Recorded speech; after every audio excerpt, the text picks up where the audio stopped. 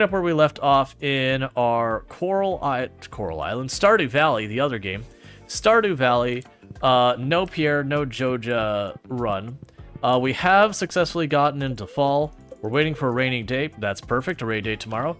So we can catch the, I think it's 2 fish I am missing before we are fully done with all of the fish in the community center. Things are looking really good for our regular crop kind of objectives.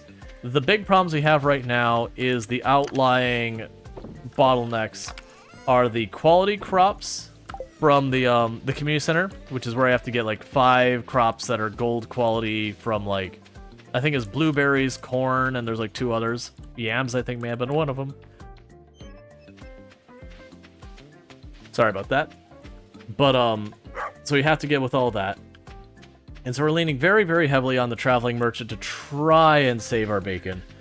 But the thing that bit us in a big way is, unfortunately, we did miss the blueberries and tomatoes last season. We just did not get a hold of the seeds. And that's just what it is. So, the reason I made the reference to Evelyn... Okay, we actually do want the hops. That's a summer crop. That's unfortunate.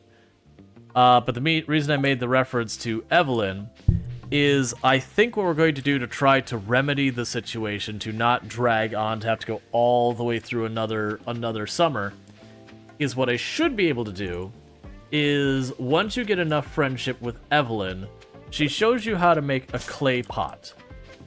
And what you can do with a clay pot is you can grow things indoors out of season. So like where I got these hops I need to make beer and such. Normally it'd be one of those things I'd be like, I have to wait till next summer because the greenhouse is locked behind the crops I need. Well, with the pots, I can actually fix that. Did I put the diamonds in there? Okay. Because I want these diamonds, because what we are going to do is we are going to be bothering Evelyn every single day until we get a hold of the clay pots. Once I get the clay pots, I can toss them indoors. I can start trying to grow potatoes in the house. We're also going to need to try and push as hard as we can towards getting the seed maker, which I believe is 10,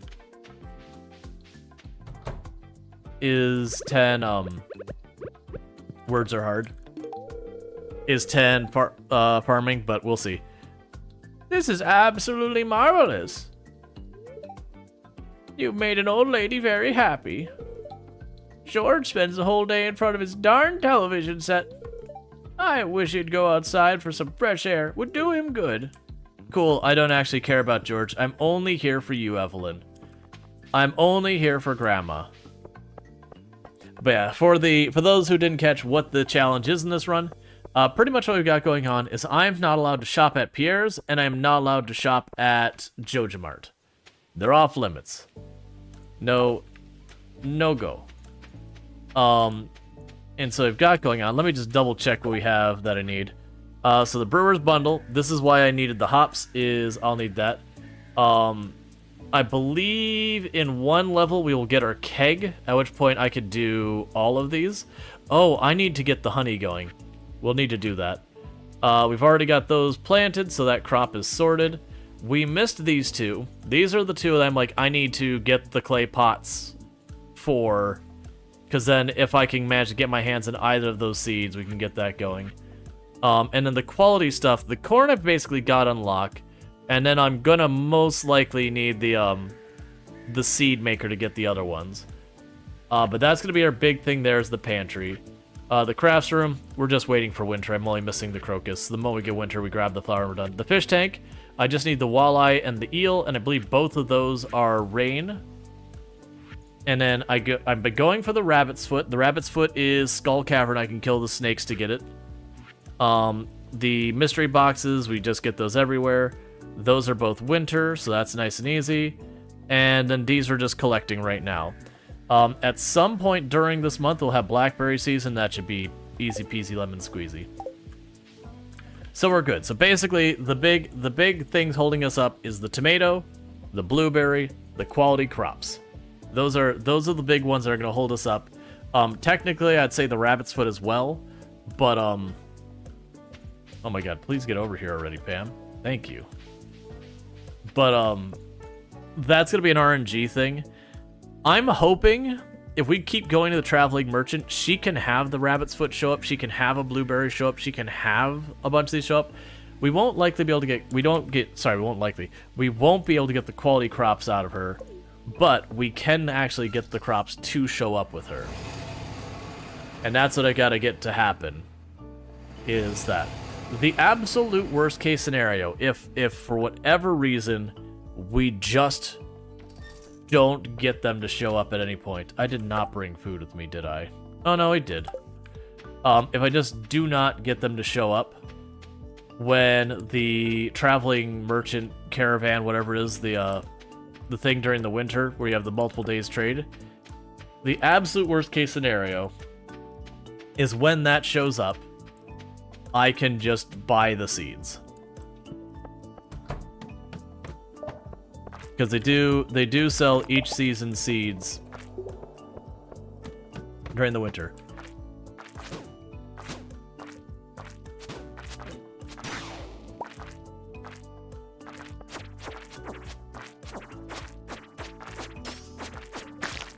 Actually, no, I don't care about this. We're just doing resets. Because they only care about the dragons.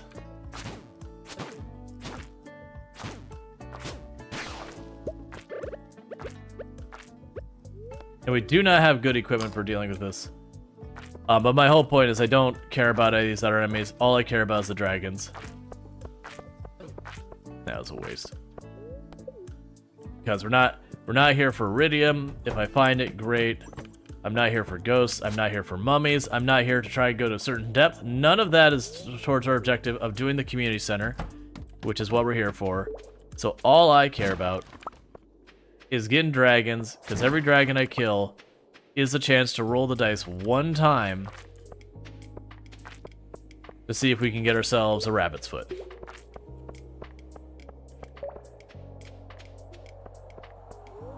That's just mean, Strider. You shouldn't sit in front of people with like dietary like things and be like, nope, I'm gonna eat this thing you can't have deliberately in front of you. That's just mean, man.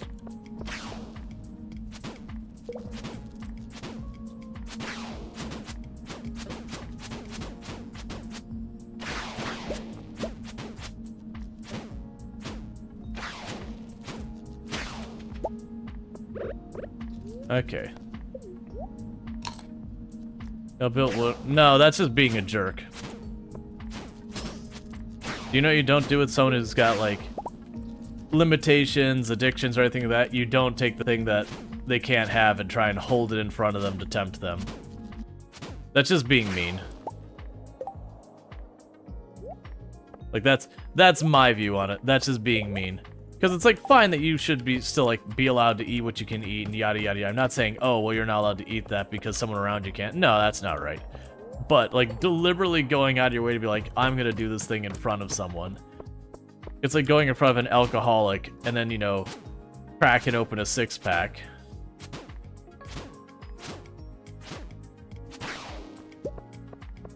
It's just mean.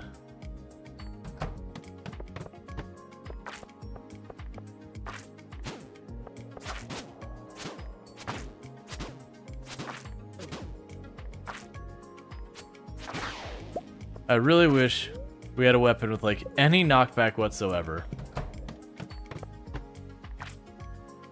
Okay, I do want to fight. I was really hoping to get just one time.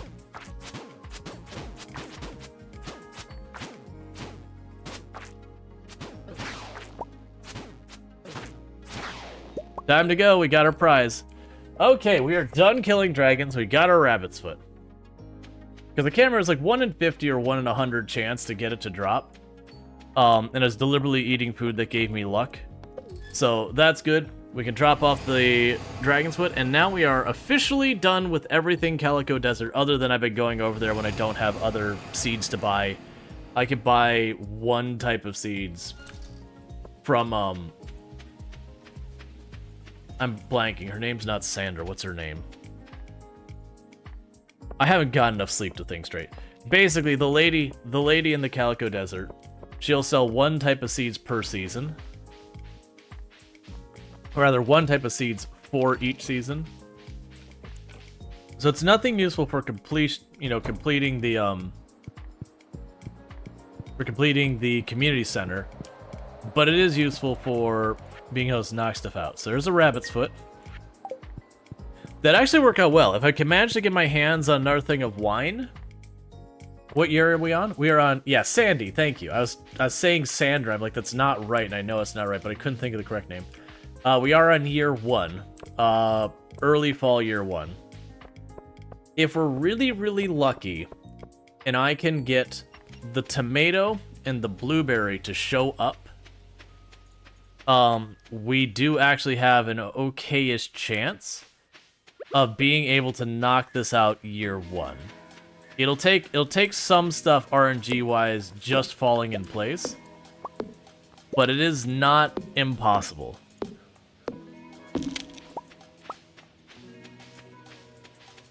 What depends on is, 1, me getting Evelyn to like me enough that I can get some clay pots going. That's a big one. Because that would be the thing that'll let me grow the crops I need the quality of and all that out of season.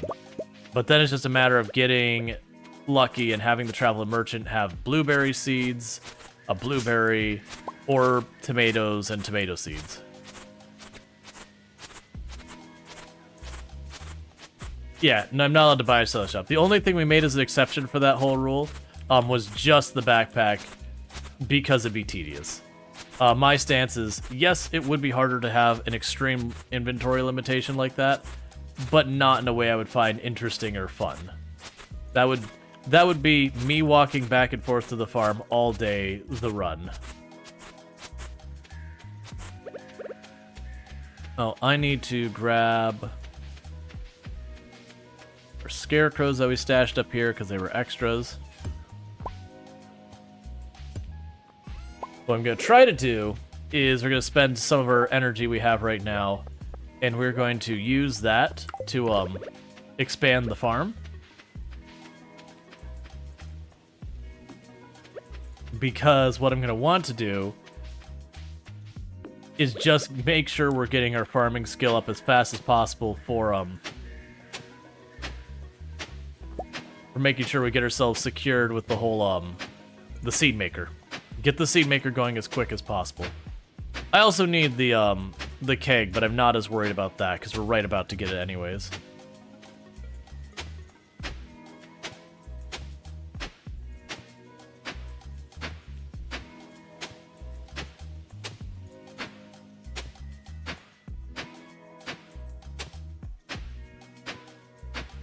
There's the main thing. I wouldn't say it's harder, be more annoying without the backpack. Yeah, I would definitely say it would be more, to me, it would be more tedious than actual challenge. Like, you have some challenges that, like, this is a feat of strength, this is a feat of, like, you know, you understanding game mechanics intimately and yada yada yada. And that's one thing. And then there's the things I'm like, this is just, you know, a thing of frustration. Okay, so we've got those I could plant right now.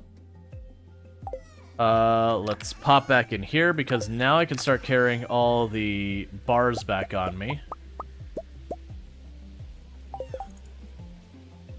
Oh, and I do not need the totem. The rare fish lure I shouldn't need. Oh, I don't need the bombs anymore.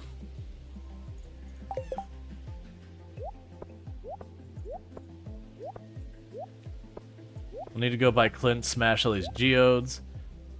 It does look like I've got a bunch of bars here we can get smelting and all that.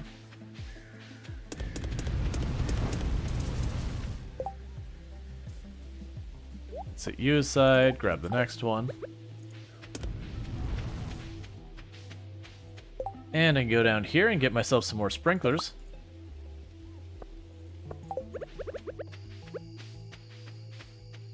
Because of what we'll do is little by little, I'll just expand the farm.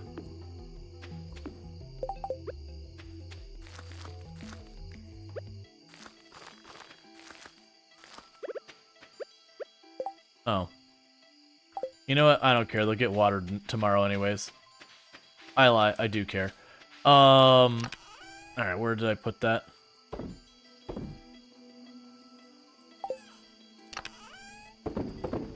There you are. Okay, we're at 2 mystery boxes, and I need 5, so that's good to know. I don't have use for the fire quartz, so we can just sell you, and you, and you. Probably won't ever use the iridium either, but that's fine. You put the food in the fridge. I'm probably not going to need it for anything ever again.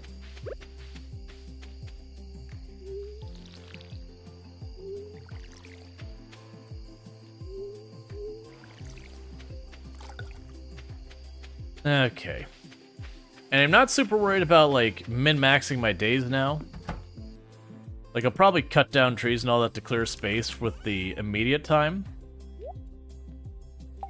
But a lot of this just genuinely doesn't matter. What's my current goal?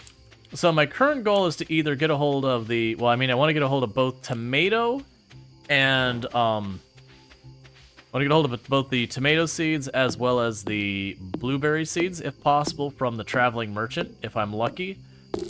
Those are going to be a big bottleneck. And then just gaining levels in farming. Because I need the keg to complete my objectives... And I'm going to probably need the seed maker to complete my objectives in any type of timely manner.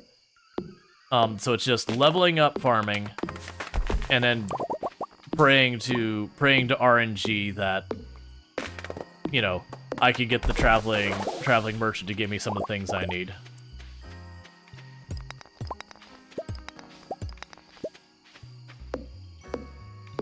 I'm just burning up our endurance while we can. There's a good chance I also got on my way to get the horse stable.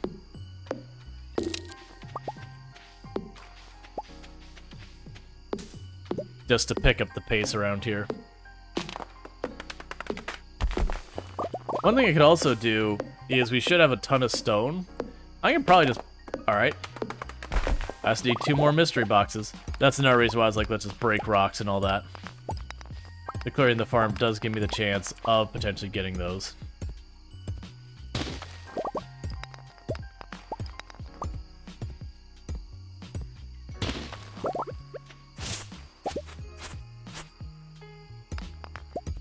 Alright.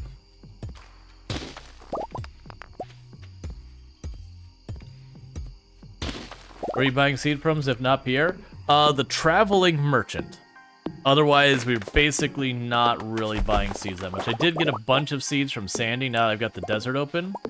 But, she only has one type of seeds available for each season. And none of them are the ones I would need for, the community center.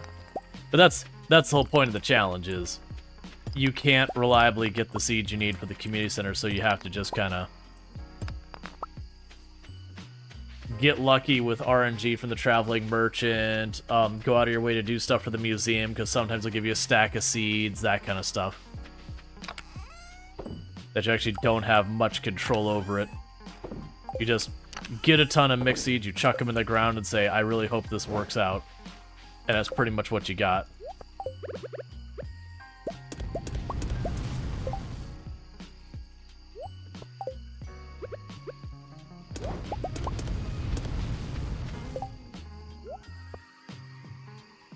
Okay.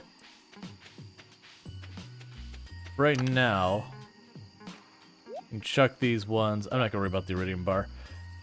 Chuck those ones who don't have much of the spares. So let's hope we can potentially. Yeah, it's a lot of RNG. It also means a lot of the ways you'd normally make tons and tons of money are kind of out of the thing, because I also gave myself arbitrarily the rule that I can't just fish for cash. I can fish to complete objectives and all that kind of stuff, but I can't just fish for cash. Alright, so we need to catch ourselves a walleye and an eel today. And I believe both of those are evening fish. Oh, I'm out of coal. That's fine. I don't care that much. We can drop you off.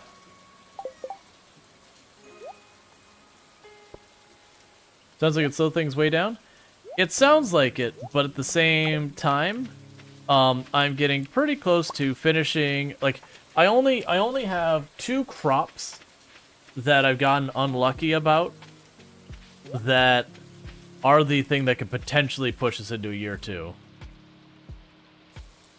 Otherwise, like, we're set.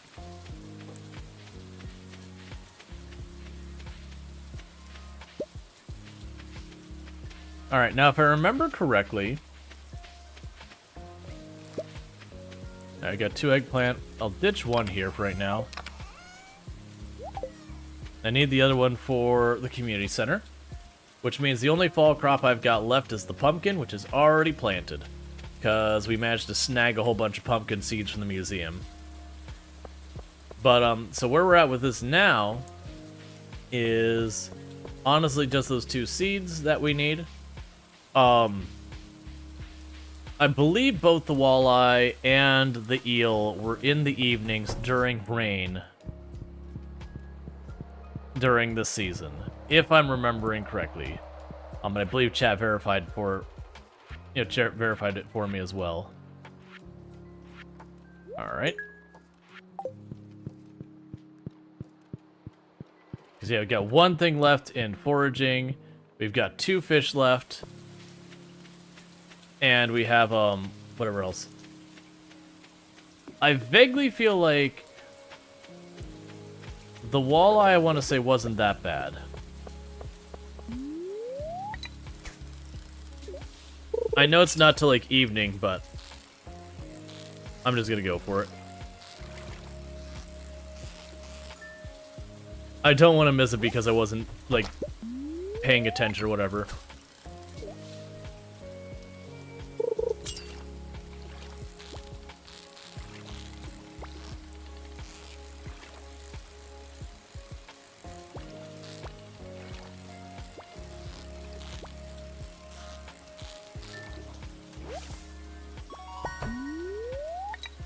Alright.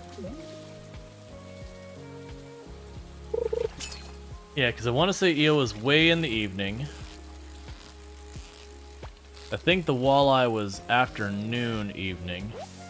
And so trying to catch both of them in one day is the thing I've got to go with.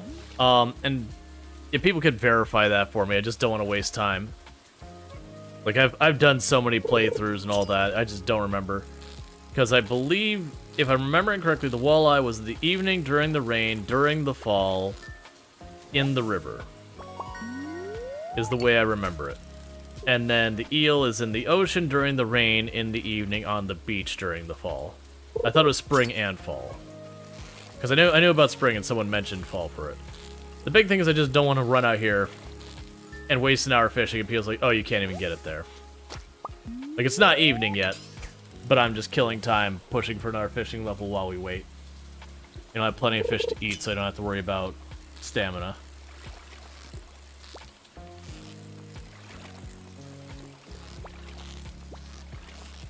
Plus, any extra fish I get, I believe I can make the best fertilizer. I can't remember if I use this fish or whatever. There was something I'd use extra fish for so far as fertilizer. I don't remember what it was.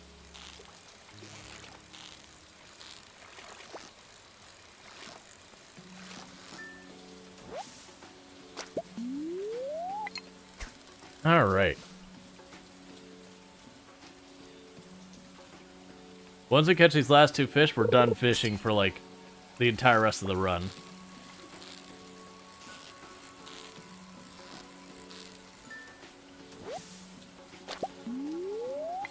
And then, honestly, it'll be wake up, harass Evelyn until she gives us our clay pot, and then just harassing the traveling merchant again and again. Until, honestly, winter. So we might actually fall into the it's just time to make time go faster. But that'll be after we hit level 10 farming. Until winter. Once I hit winter, then I gotta get the powder melon, I gotta go forward for the crocus. I've gotta go look for holly, and I remember holly is a little hard to come by if I remember correctly.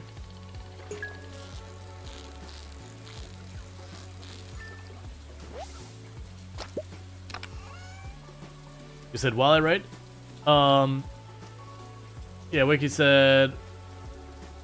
Okay. Cool, cool. Then we should be on the same page. But yeah, that's right. Said river, lake, fall, winter. And I believe it's like mid-afternoon to late night. Like basically to the end of day. And I want to say the eel was like really only on the tail end of the day. Like after 8 p.m. or something like that. It was very late if I recall correctly.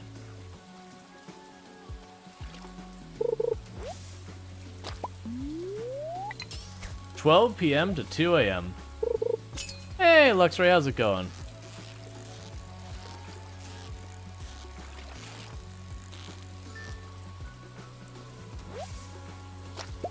I'm doing pretty good. Very tired. I had to wake up for an appointment that was 2 hours after I'd normally go to bed. So my sleep schedule is properly busted right now. So I do anticipate this might be one of those days that either, like when we get to like the tail end of stream, it might wrap a little early, or when I get to the halfway during stream, what I might do is I might just unilaterally be like, all right, we're just gonna play like something like Farming Sim or American Trucks, like one of those games that I don't have to like super duper focus or run around frantically or whatever, that we can just kind of like have chill vibes time kind of thing.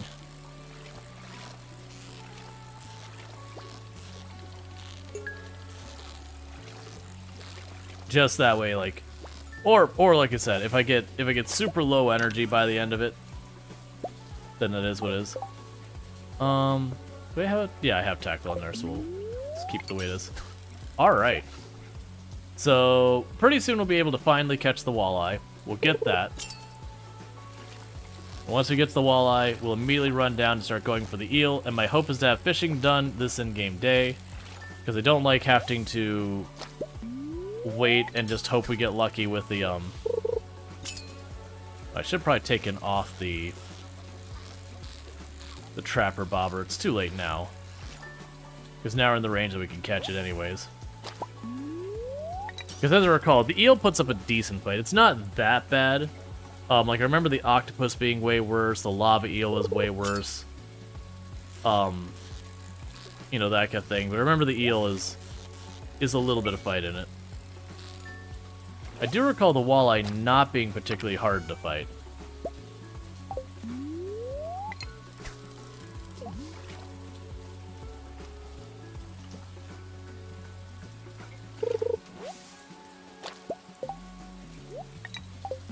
And since my tackle wore out, we'll just go ahead and put in the next thing, which will let me know what's on the hook.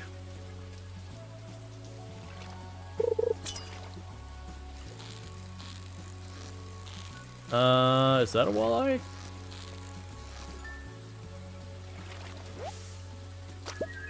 Alright, walleye has been captured. So right on down here, no delay, going right down to try and get our eel. And once the eel's sorted out, we can get that.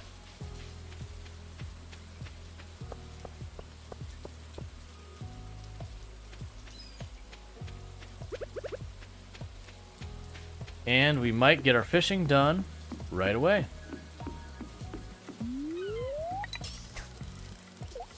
And that'd be good, because I could take all the fishing stuff and I could just chuck it in a box and never think of it ever again.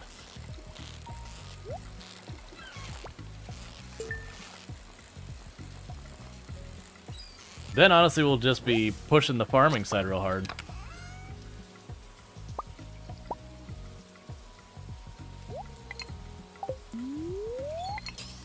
Alright. And I vaguely remember the eel being later in the day. I just don't remember when. Like 4 p.m. sounds about right in my head.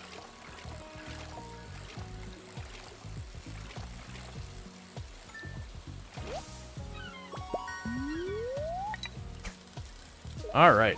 Because for those who are like, oh, why aren't you doing like a perfection run? I actually did a perfection run, my last run on stream. Only like it wrapped up only a couple weeks ago, maybe a month ago or so. It was after the big update. We did a perfection run. We just blasted through it. I did most of it on stream, but when it got down to just like grinding out the last fish and all that, that I did take into my own time. So I think I don't recall. Did we get?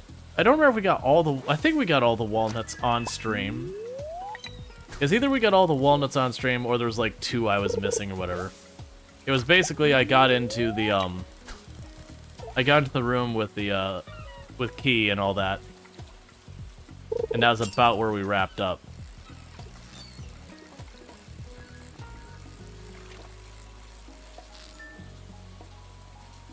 Because, I mean, at the time, we were also looking at RimWorld Anomaly and a whole bunch of other stuff, so... Didn't want to focus too much on it. Would you stop catching, like, all of the littlest fish in existence?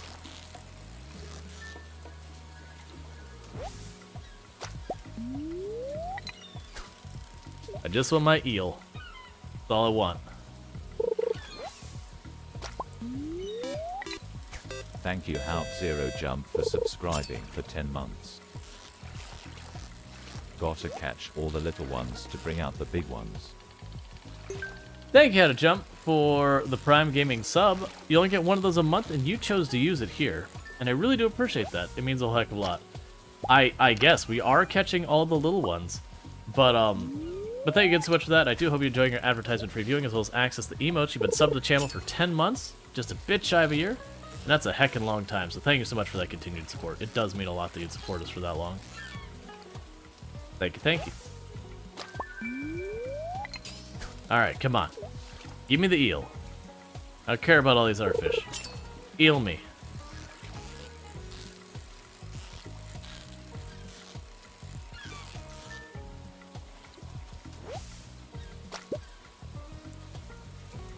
We will have you chuck the seaweed, actually. And then next we'll chuck the rocks.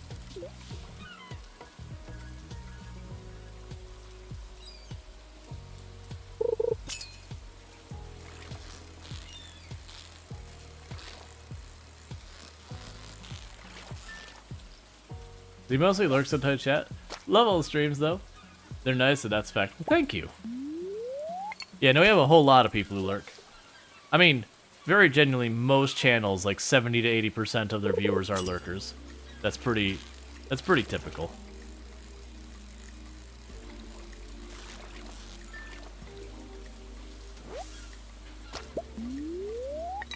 Because I'd argue that probably the most common use case for Twitch is having the stream up while you're doing something else at the same time, whether it's like background noise while you're working, background noise while you're playing a game. There are definitely people who are far more active viewers, but I'd definitely say there's a whole lot of that where you've got one thing you're focused on and the stream's off to the side or whatever. There are definitely people who like they just kind of chill and watch it for entertainment and all that, which makes sense. Go ahead and toss that. And we can shift you up, because I do need the endurance and getting an extra point. Fishing is not going to hurt us.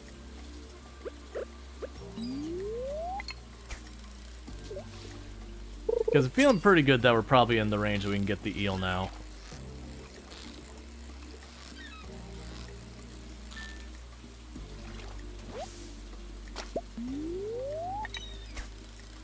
We just need to show up.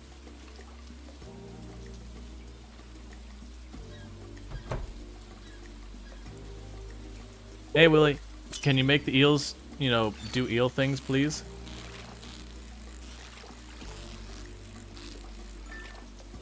Hey, Jay Walker, how's it going? Because if I remember correctly, the eels are somewhere in the area of like 4 p.m. to 2 a.m. And I think it's, there we go, there's the eel right now. Never mind. I was going to say, it's like we should be in the window. Alright, eel is locked. So let's get the heck out of here, turn in our last 2 fish, and with that, we will have finished the entire community center part for fishing. And that leaves us with just the tomato, the blueberry, the quality crops. I need a couple more mystery boxes, and I need wine, mead. So I need to make a tap and put it on a maple tree so that I can get stuff for making honey, so I can get the mead. And boom, and boom.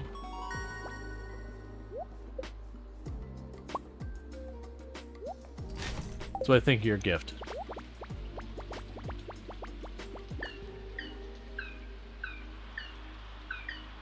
Good. You hit your safety net for your medication. Means you're not paying for it. Nice. Cool. So yeah, so we've got this one left. This is, I need a bottle of wine. I need those mystery boxes. That's just waiting till winter. And then that's just waiting till later in this season. We'll have the blackberry harvest. And we have been doing a bunch of the foraging seeds, so we should getting the wild plums. In a pinch, if I don't have other stuff to work on, we could just do laps to grab the wild plums until we get as many as we need.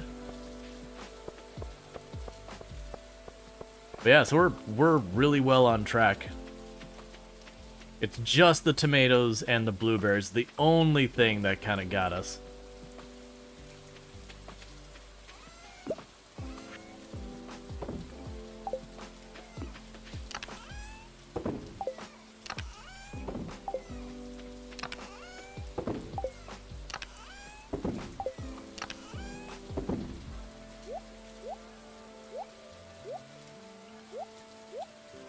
Okay. So I've got all that. What do I need for a tap? I need wood.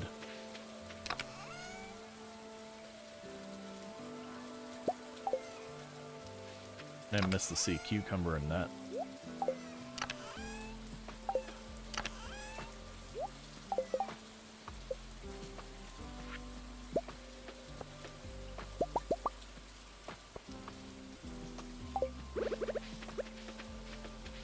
Alright, we'll want to plant more seeds down here.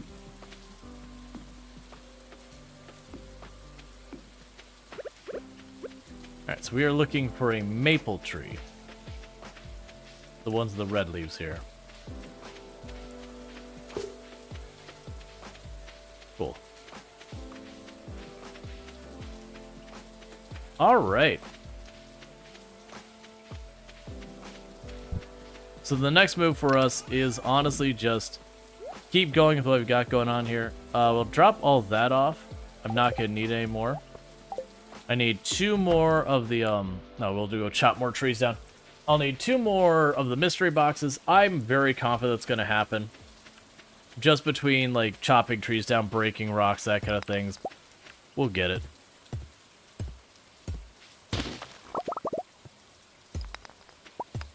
So just maintaining our farm should handle that.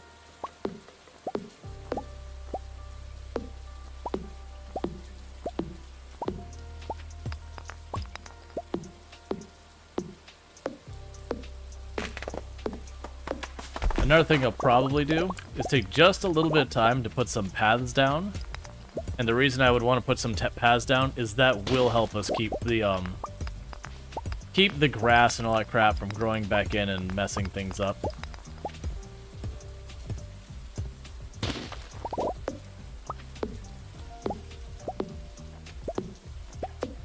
Okay.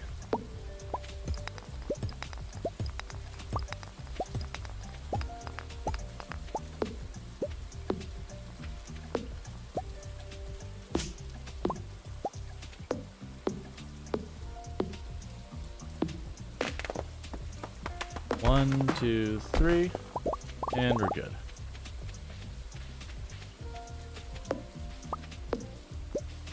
Okay, and we're spent. Alright. Yeah, so if I start putting paths down, like where the scarecrows and all that are, I can avoid, like, bushes and trees and all that growing in most of the spots. But I'm not going to worry about that too badly. Honestly, as long as things are still moving in the right direction, I don't really care. Okay. I do want that on my person.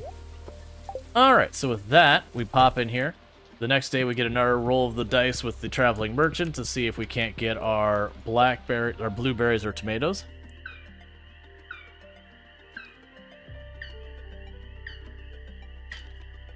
We'll go harass Evelyn again.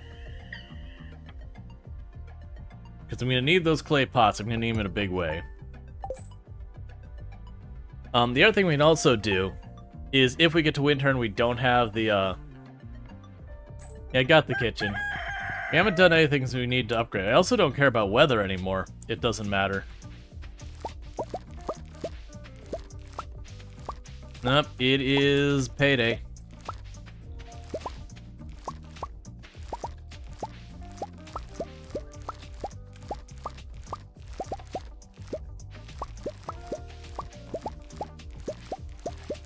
Cool, we gained a level in farming. That's the whole reason I went out of my way to buy all of those beet seeds from Sandy. Is just because of like, okay, I need to level up my farming to unlock the things I need to complete what we got going on. So what we'll do is we'll just go to Sandy, I'll buy like 300 beet seeds, and just get them all planted. And that'll just give us a whole lot of crops.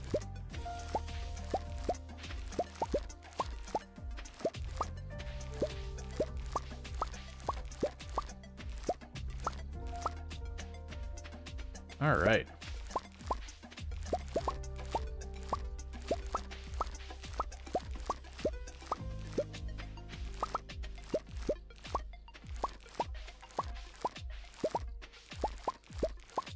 Because the faster I get to the seed maker, the better. If I get ourselves a seed maker, then we pull these corn. When I get a corn that isn't gold quality, I immediately put it right back in the seed maker, and then we can grow, like, put the fertilizer, do the pots inside, and grow, like, you know, several corn inside with some really good fertilizer. We can do the same with the blueberries and all. And I'll have to water those manually, but it means I can grow them year round until I satisfy the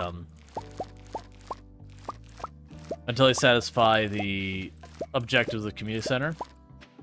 Alright. We did get some seeds back from the sunflowers, so that's good. I'll just replant those immediately. And all of these can go right on in here for sale. That's the only purpose of being here.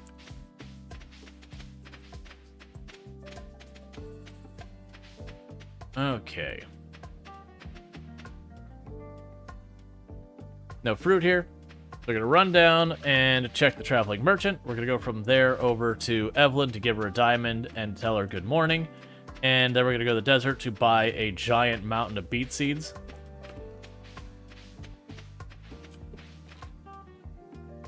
Just so we're continuing to level our farm. Because like I said, I need the kegs and I need the I need the keg and I need the seed makers.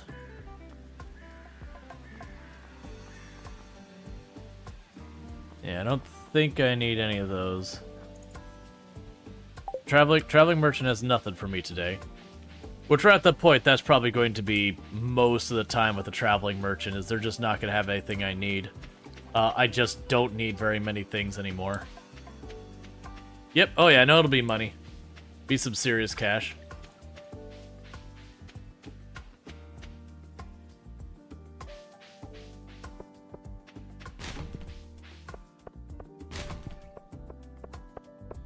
Alright.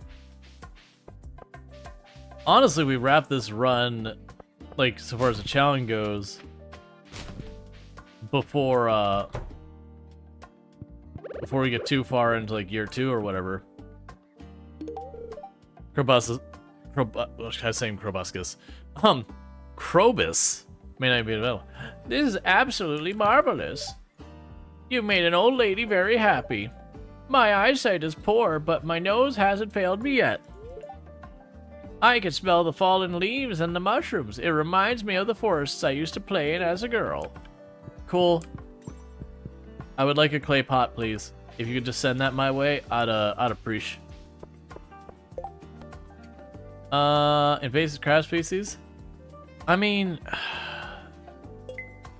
I'll say yes. Let's take a quick look and see if we spot that, like, right away on here is something we actually care about. If there's something that's like the next thing on the list we care about, I could potentially go for it. I mean, I don't need those, but they, like, in a normal run I'd be excited about that, but it doesn't, for our challenge run, it doesn't honestly matter. That's kind of the catch, is so many things like this doesn't matter. It's like, our goal is to wrap up the community center, that's our objective. All the other stuff is a distraction. There's a hardcore lurker here, but don't you get the garden pot from Granny after fishing the greenhouse? I thought it was just a number of house events. It would be weird to get it after the greenhouse, because then what purpose would it serve?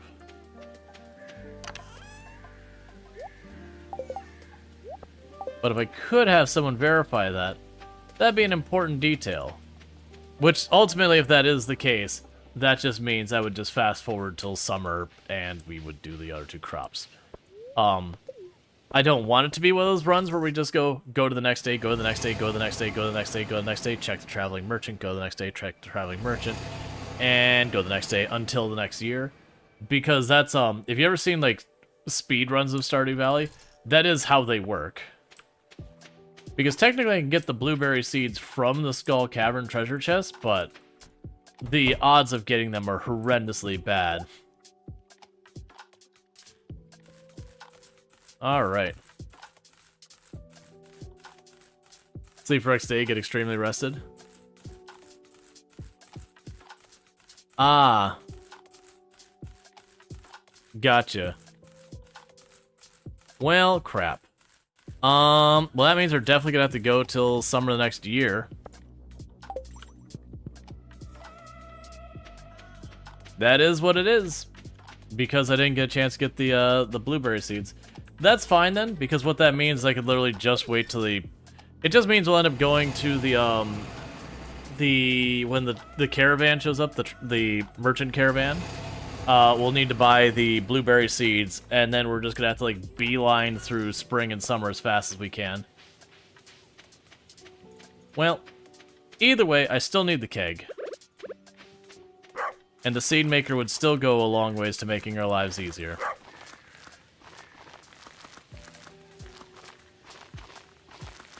But we are down to like the home stretch of stuff.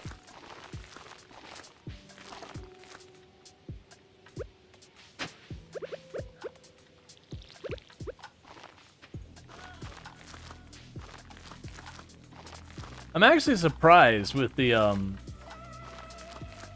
mean, it's the remixed community center, but I'm honestly surprised with how unavailable the blueberry seeds are.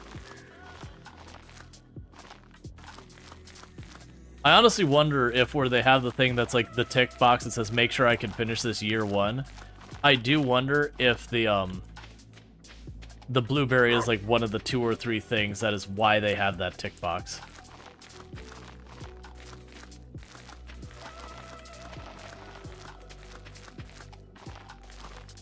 Because my understanding is the places you can buy it are, I think Pierre after the year rollover? I could be wrong. None of the bad news. Oh yeah, no, you're all good. I would rather someone tell me than like, why can I not get this? Like, I should have had this by now.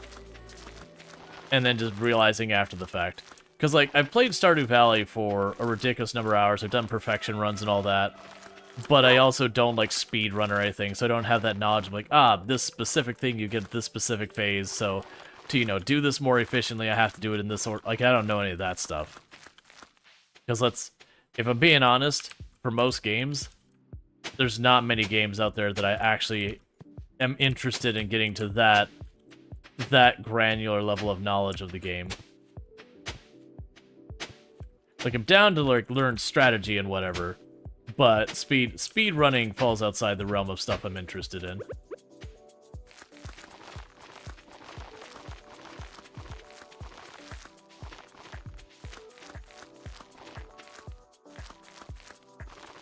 But yeah, that also means the clay pot's gonna be entirely useless to us, just in the sense that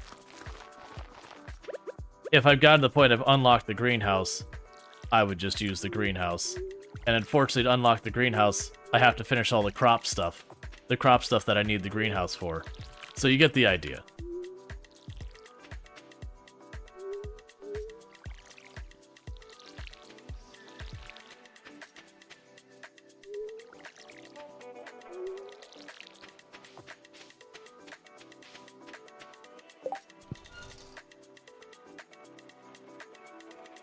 Has red cabbage or its seed before the middle of summer. Gotcha.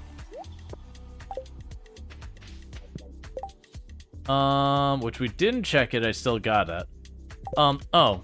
Well, it's probably too late now. We went by the traveling... Yeah, we went by the traveling merchant today. Yeah, it's good enough for me. Because we are now in... Time has no meaning. Okay, so we can make our keg. And we can make the seed maker. Alright.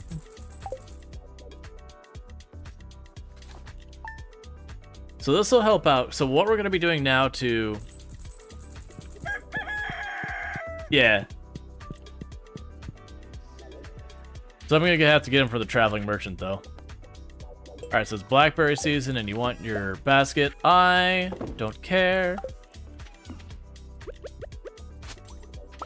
So what we've got now is I can make the seed maker, which I'm gonna do. And for the moment, every single corn plant until I get my 5 golden corn. If we do not get, I was gonna wait for us to just get the last gold corn we need right there. I will just immediately go and be like, all right, putting another one in there until we get our gold corn. Never mind, that was the 5. So all that stuff I said about putting the corn in, don't worry about it. We've already finished the corn objective. We'll drop you off. I'll grab these handful of seeds here, take those off my bar so I don't actually eat them or something.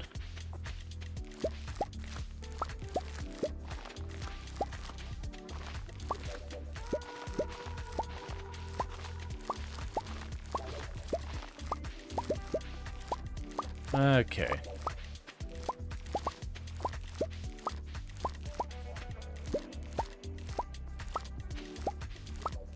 Yeah, so unfortunately, what that does mean is on the plus side, now I have a seed maker with the stuff like the potatoes or whatever I go to grow. If I don't get the result I want, I can immediately turn around and just huck it into the seed maker to, you know, get the seeds back. So if I get a singular blueberry, I mean, I don't even... Ooh, if I got 1 blueberry, what would I do? Because 1, I could finish the one thing the piece there, but still need the quality stuff.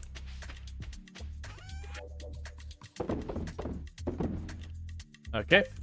And we can just run over here. Drop off the gold quality stuff there. I need 50 blackberries. So we're doing a lap through the forest to go for that. We're going to go for the wild plums as well.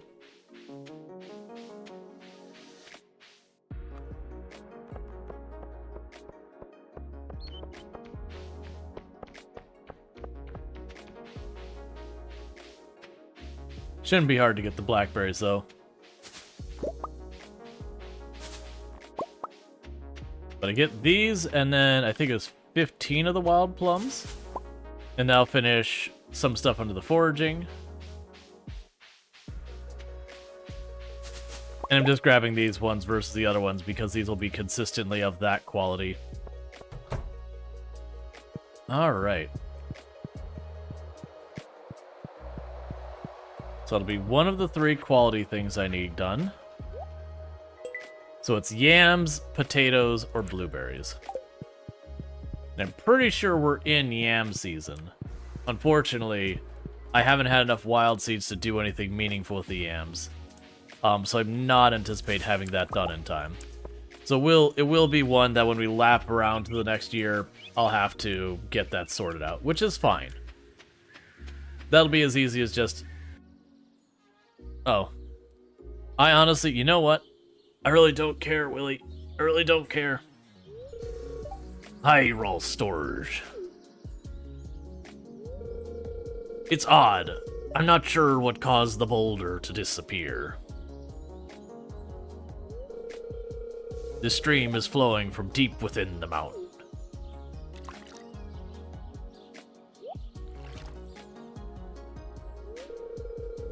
Hey, do you see that glistening in the water? Yes, that's quality ore. The flow of water must be carrying it out of the mountain. You know what this means, right? It means we can start panning for ore. Here, I've got an extra pan in my backpack. Why don't you take it?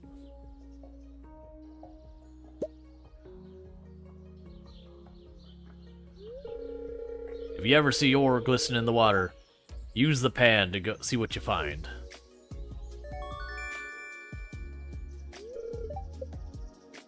Alright, so we're good there.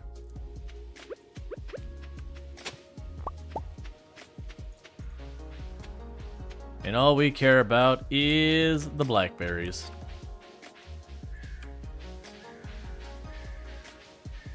We've already got 18, and I want to say they stay, like, easily found for a good couple days.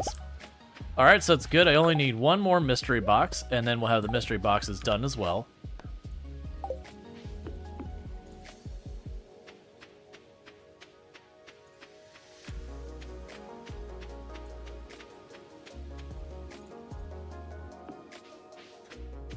It's like, I am what I am. Popeye laugh. Yep.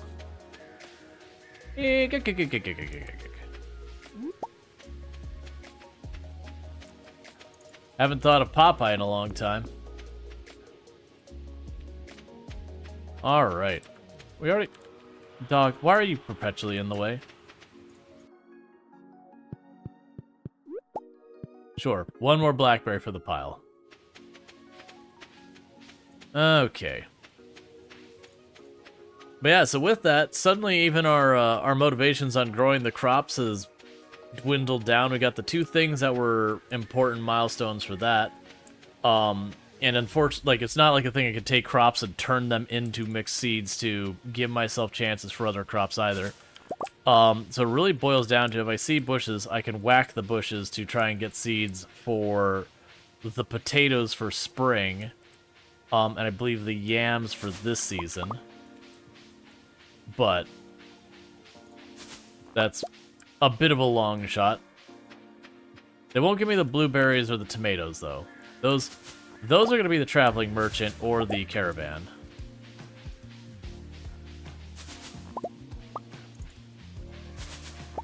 And I'm getting that strong suspicion it's going to be the caravan. But we're almost done with these, and we can check to see where I'm at with the wild plums. I'm surprised I'm not seeing any wild plums in the ground now.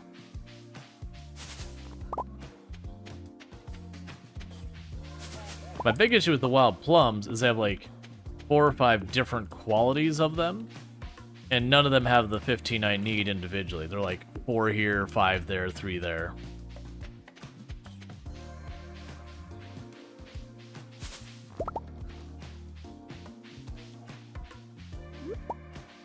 I'm also wondering if we'll... I don't remember where we were at with the foraging. If we could get the thing that'll point where the things are on the map. Because I feel like for our run, that'd be more useful. Because then I could just go under a tile and be like, where are the flowers during the winter? But with this, we're already plenty knocked out for the...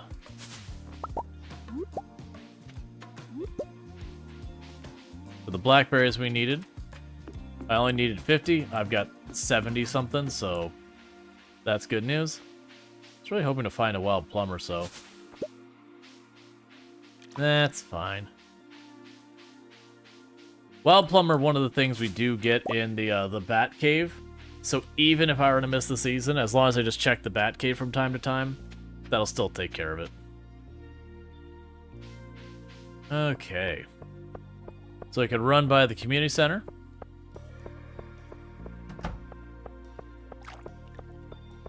And drop this off.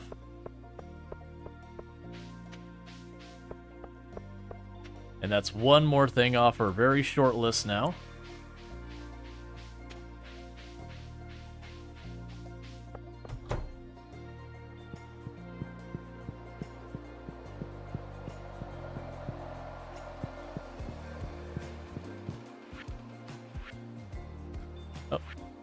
Oh, it's not even this one. Yeah, so the crocus, I just need one more there. Where was this? Not the brewer's bundle, it's not the fall crops. It's not the summer crops. It must be the bulletin board, because I mean, that's all that's left is those 3, so process of elimination. Alright. Yeah, forager's bundle. Bam. Yep, so I just need the 15 wild plums. If that doesn't work out, then we get the salmonberry days, and I just do the same thing I just did. I am hoping we'll just get the wild plums, and it'll be like one less thing I have to think about at all. But let's see our inventory, because I'm trying to remember when you go to drop off, like, different qualities of something, when it says, hey, you need to give me 10 of this, and you have, like, 5 that are silver and 5 that are bronze quality. I can't remember if you can, like, contribute them all or not. Because, I mean, we do have enough wild plums if it's flexible.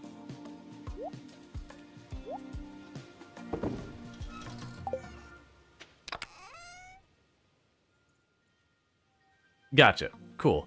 I was trying to remember. That's good to know. I actually don't care about the broccoli. I do need to get the hops likely. Alright. So let's go drop off the plums and get that knocked out. So that'll be one less thing I have to, you know, deal with.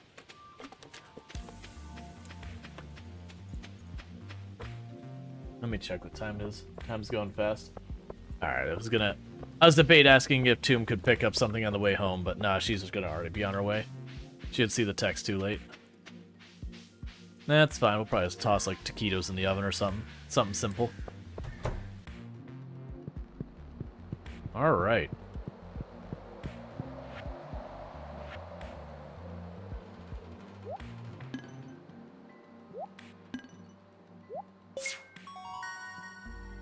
And friendship. Yay. Cool, so we just have 1 bottle of wine, 1 more mystery box, the holly and the powder melon for the bulletin board there. We got the quality crops, and the 1 flower. Well, and those 2 summer crops, the tomato and all that. I am just hoping we'll get lucky and just the traveling merchant will just give us a blueberry and a tomato and we'll just be done with that. And then it's just the quality crops, because the quality crops won't really be that hard to deal with. I just need to actually do the whole dealing with them thing. We'll put you here, and you there, and you there. Because I'm sure we'll pass there plenty. And we could drop you off here. I don't care about the pan. I can drop that off at Gunther's. I'm willing to do that. Yeah, so let's chop down some more trees in the off chance that we do get lucky and get our last mystery box. So that'd be nice to get that knocked out as well.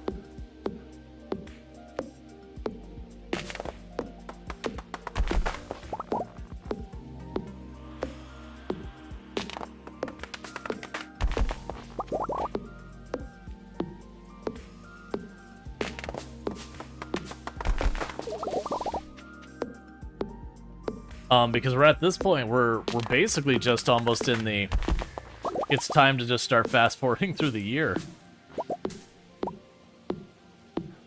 Because, like, I don't need money for anything other than buying stuff for the traveling merchant, which we've got more than enough. There's not a whole lot of value in me farming any of our skills. We've got all the fish. We do not need any animals to speak of. If I were to go in the mines, it'd be just to get, like, iron and gold from our sprinklers, but because I don't particularly need more mining stuff, that's pretty irrelevant as well. So it's just like, alright, we're at the phase where I just need to rush these seeds, so basically advance the days as fast as we can until the traveling merchant shows up, try and get ourselves blueberries, or not, yeah, blueberries or tomatoes from them. Oh, right, we still can make the keg. We need to make the keg. I think I'm waiting on the resin for that.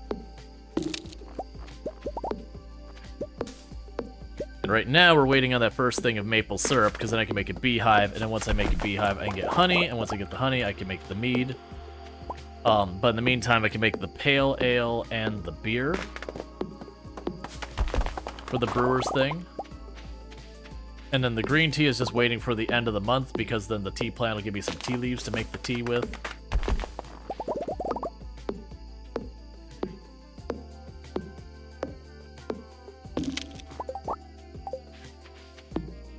Come on.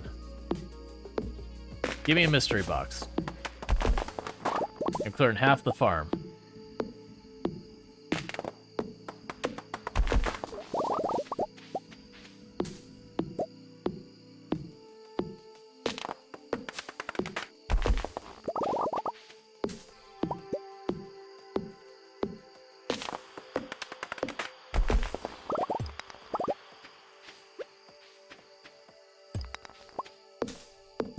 Which, the mystery boxes are kind of RNG where you get them. You can break rocks, they can show up. You can chop down trees, they can show up. When you fish, they can show up. It's basically most activities. I think with farming you can, when you hoe the dirt, they can show up. I don't think they can show up from, like, you know, clearing weeds or harvesting or anything like that. It's strictly just the digging part of the equation.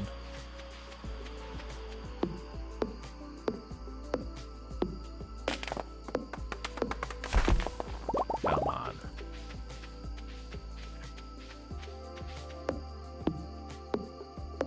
Because each one of these I secure is one less thing I have to put any effort into in the future.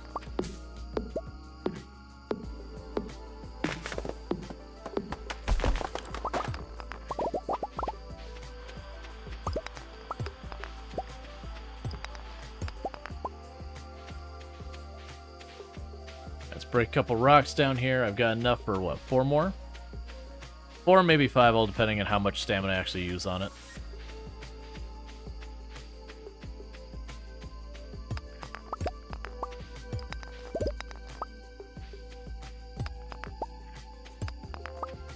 And spent. Alright, so we did not get the extra one.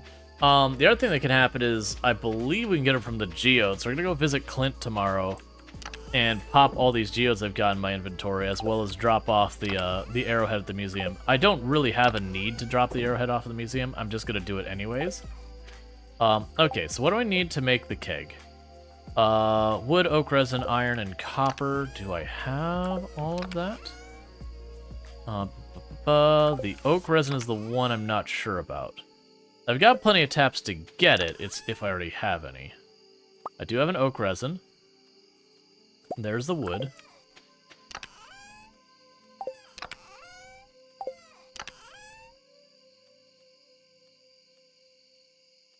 Oh, I must have used all the iron bars. Yeah, it's fine. So what we'll plan to do is I will grab the iron ore, and then also tomorrow in game what I could do is I could take, well actually I might just get lucky and get the iron ore out of the geodes.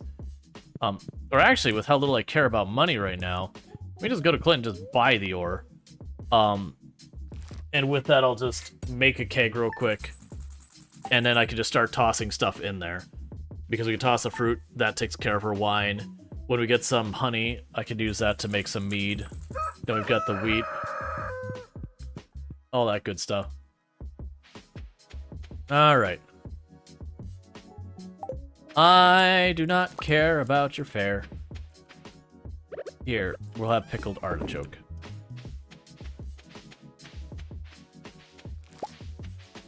Like, honestly, I don't even really care about harvesting these. I'm just doing it because... I don't know.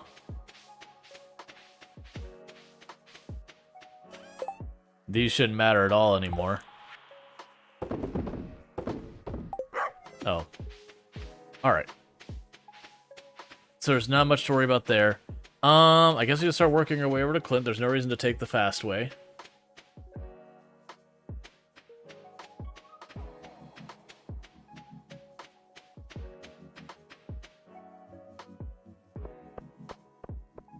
But we can pop all our geodes here. Drop everything off in the museum. And otherwise, it's just move forward till the traveling merchant gets what he wants, or the winter festival. We're just down to that home stretch now. Like even the tickets aren't worth doing for a challenger. Like, don't get me wrong, in a normal play you'd still do all this stuff. But all those are effectively distractions on our challenge. Yeah, so 9? Alright, that's fine. Go dig in your trash while I'm here. Not because I have a reason to, but because, you know, it's just what we do in Stardew Valley. All your trash is forfeit. Alright.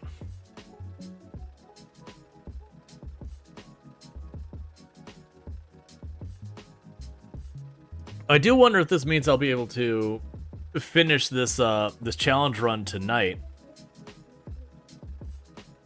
And thank you, Draconic, getting to the 95 stream streak, 9-5. Catch the last 95 streams without missing a single one. Thanks so much for that. Getting your extra 450 points. That is ridiculous, and I appreciate it. Yeah, because what I'm thinking is, if we end up getting to the point that we're just basically fast-forwarding to spring, like, you know, we knock out the 2 or 3 things in winter, it's just like, get us to spring, get us there now. You know, sans going to just check on the traveling merchant for, you know, the possibilities of a quick thing. So I believe, from the multi-geodes at least, I don't know about the other ones, I believe you can get mystery boxes from that, and that's kind of what I'm hoping for. I could also go for a little bit of iron popping out of one of these geodes too. There's a singular unit, I need one more. Because in all cases, that would mean I can knock out the keg. And I'd also have the opportunity of getting the mystery boxes out of the picture as well. Alright, well there's the thing I need for the iron bar. So we can make our keg when we get back. Come on, mystery box. Come on, mystery box. Flint, don't let me down, buddy. Look, I gave trash ice cream to Emily on your behalf. Look, now I see why Emily ignores you.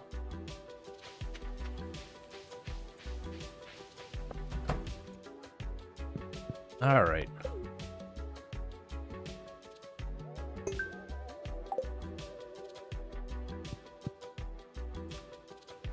Okay, so with that, what we're going to do is we're just going to run over here. We're going to drop all this crap off to get rid of it. We didn't get the mystery box I wanted, but that's okay. Mystery boxes are not the hardest thing to get in the world. We can plunk down the iron bar into the smelter, and then when I get that, I can make a keg, and we can start going through the rotation of make the wine, make the mead, make the beer, make the pale ale, all that stuff. To finish the brewer's stuff, so that shouldn't be long. It'll just be a matter of getting the kegs there. Honestly, you know what? Hold, please. Sudden. Well, actually, never mind. I still have the oak resin. It's fine. I was like, oh, I really should just make 4 kegs real fast so I can do this quickly. And it's like, right, I don't actually have the oak resin right now. I've got the stuff going to get it, but I don't have it. That's fine. So drop you off in here.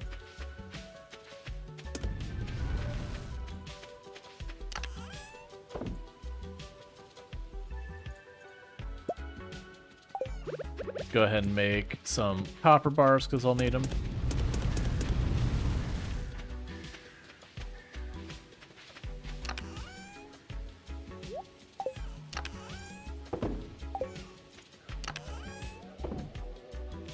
Alright.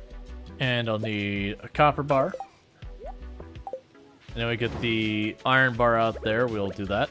In the meanwhile, I'm going to go break down more trees in the interim while I wait for that iron bar to finish.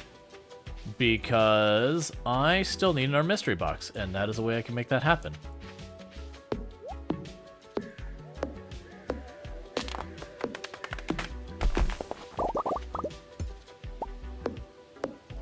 Well, at least I still have another maple tree that is tapped. But I'm going to need to find a new one, because I forgot I put that one way over here.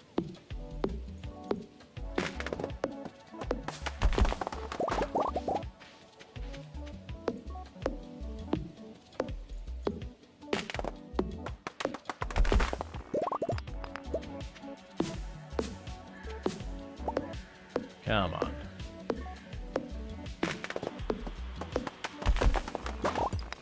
Just surrender the mystery box.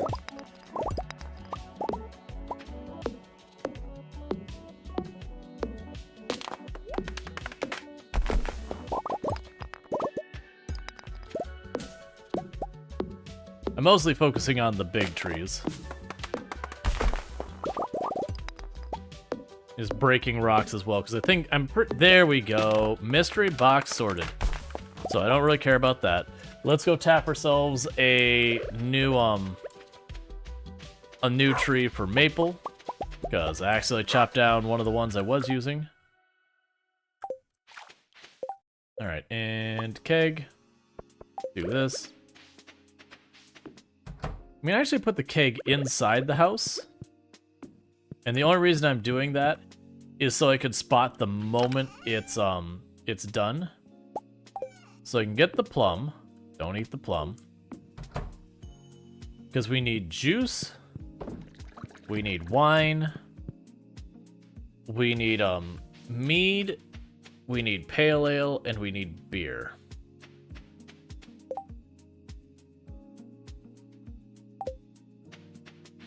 Is there another tree up here at all? Yes, there is. Good enough. If we spot any of them, we'll just check up there. Alright. So you can drop out the mystery boxes, that'll be good. And I'm gonna run over to Clint, and I'm gonna buy... No, I'm not. I keep going, oh, I'll just go over to Clint and buy more iron. I probably should, honestly. Just buy enough for like 4 or 5 bars. That way as I get the oak resin, I can make more kegs. It probably honestly doesn't even matter.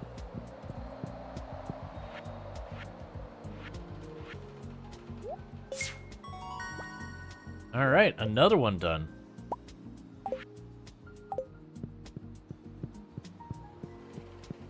Had any good tacos lately? Not at the moment. Actually, I mean, there's a local taco place nearby that I've eaten at recently, so actually I have.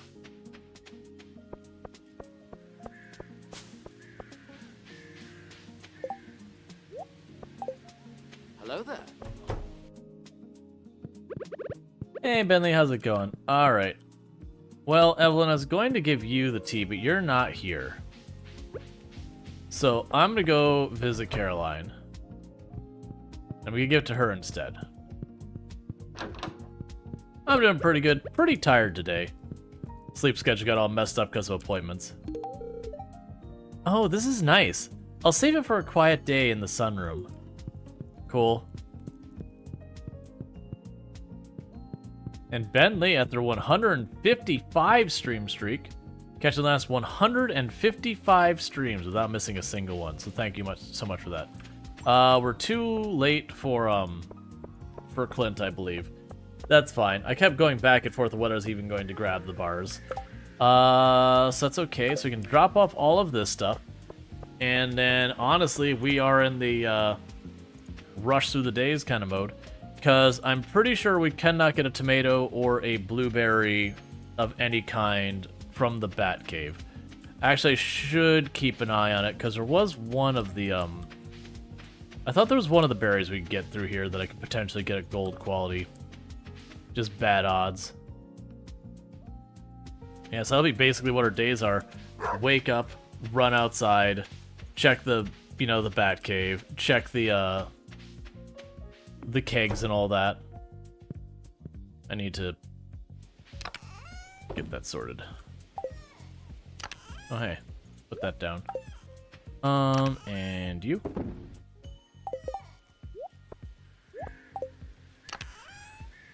So, honestly, I don't care about the gold bars or the quartz. I just care about the copper bars. And I care about iron bars. Now, we've got the hops for making our pale ale, or the hops plant, but that is one of the things that I gotta wait for the seasons to pass. Alright, so it's time to start moving time forward aggressively.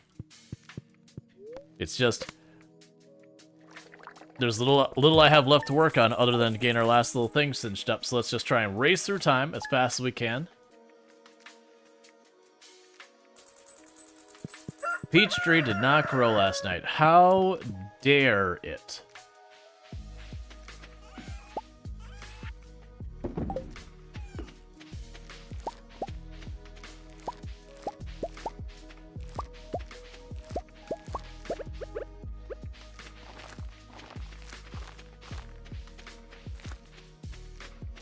Alright, so we can grab the resin. Which does immediately go, alright, well, I guess it's time to go get the ore from Clint so I can get another keg going. That way I could do some of these things asynchronously and not just have to wait on them. We'll sell the sunflowers just because. probably also buy some other stuff from Clint while we're there. And none of those have the maple syrup or anything yet.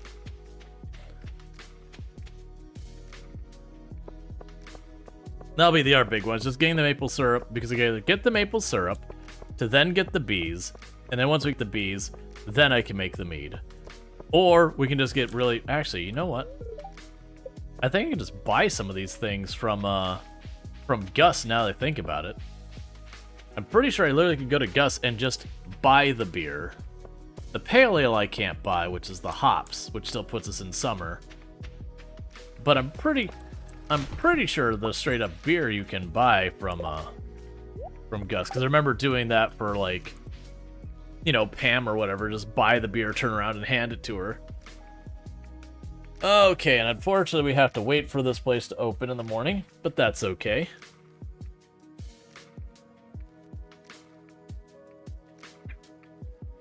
But then the question is, when we finish this challenge, what are we doing next? It's like whether or not that happens this stream. I haven't come up with what I want to line up for, like, the next game to start working on, or challenge to start working on, that kind of thing. And while I certainly could hop back to RimWorld right away, I'm trying to avoid doing that. Just been playing lots of RimWorld lately. So I want to keep things fresh by, like, bouncing between a couple different games, keeping on board. We did Dismantle. I'm kind of happy where we left off with Dismantle. So I don't think we're gonna go play through all the DLC and Dismantle like we started that route. I just don't think we're gonna follow through with it. It's one of those things. 7 Days to Die. I will not play 7 Days to Die.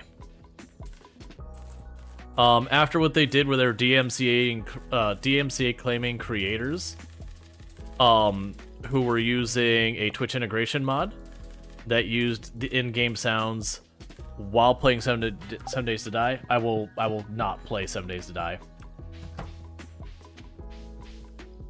Because to me that was unacceptable. Like, cause we're not talking like, oh, they muted the VOD. They went through the actual DMCA strike and everything.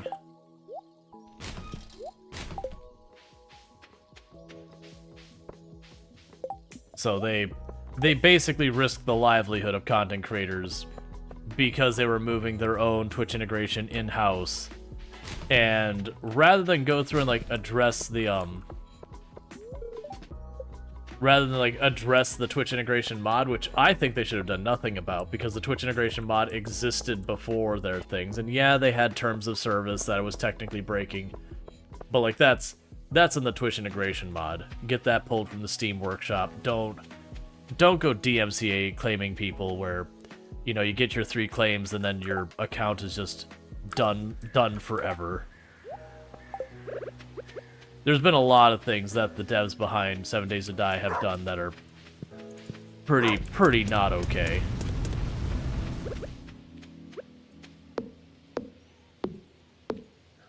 That said, even before all that, I didn't particularly enjoy 7 Days to Die. It was an alright game. I think the idea was good. It's just one I never could get into for some reason. Not that I'm like, oh, bad game or anything like that. I gave it a good number of tries where I played with, like, friends and all that. And it was fine, but the only fun was being with friends. The actual game itself really never got me. I don't know, it's like, I don't mind voxel games. I played plenty in my past. There was something about, like, the zombie apocalypse voxel thing just really didn't work for me. Then, like, the monsters' AIs were always, like, horrendously bad and all that. I did like the game loop idea, though, that you'd have, like, this window of time that you don't have, like, a whole lot you gotta worry about, so you explore, you gather materials, and then on the 7th day, you know, things go sideways and you gotta make it work and, like, make yourself a base that can survive it, you know, and repeat the process. Like, the game loop sounded good on paper. It just never really had my attention in a big way. Gus, I need you at the counter so I can see if I can't just shortcut things by buying the products directly from you. But yeah, no, so my stance against 7 Days to Die is the devs have done some crappy things to their community. And I just don't want to support it. Alright, so the beer is one of the ones that we need for the community center.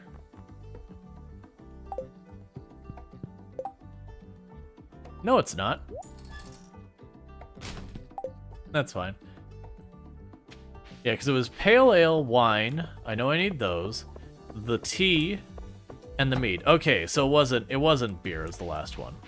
Because it already turned one in, I don't remember which one it was. That's fine. That's all good.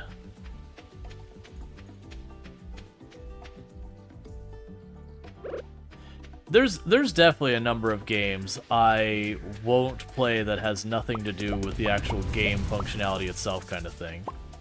And a lot of it is like the devs doing crappy things, or in some cases it's the devs being outspoken about like things and they're like, oh yeah, this, that, or otherwise, and I'm like, nah, I got a problem with that. Because I'm definitely someone who's kind of like the vote with your dollar type mentality. Alright, so we put that in. So the question is, do I think... So a lot of these will make wine. We're looking for juice.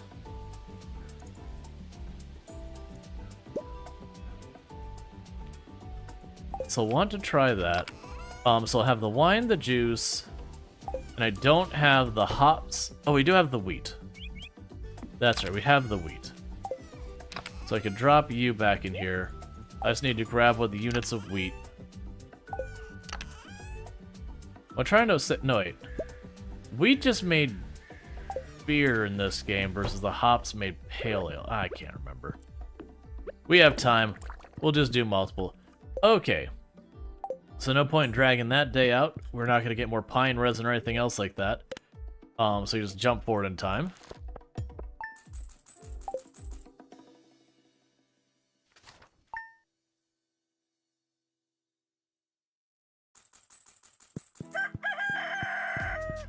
Alright, and tomorrow we'll be traveling merchants again.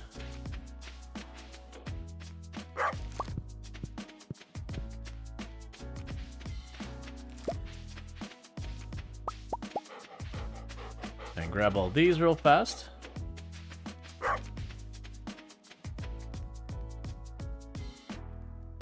Alright.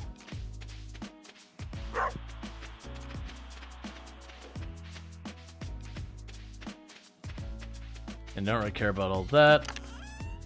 Can pop that away. We're definitely gonna be too soon for anything to pop up here, but I'll look anyways. Nope, nothing there. That's a-okay. And after a nice long hard day's work, I'm going right back to bed at the late hour of 6:50 a.m. Yeah, so it was beer.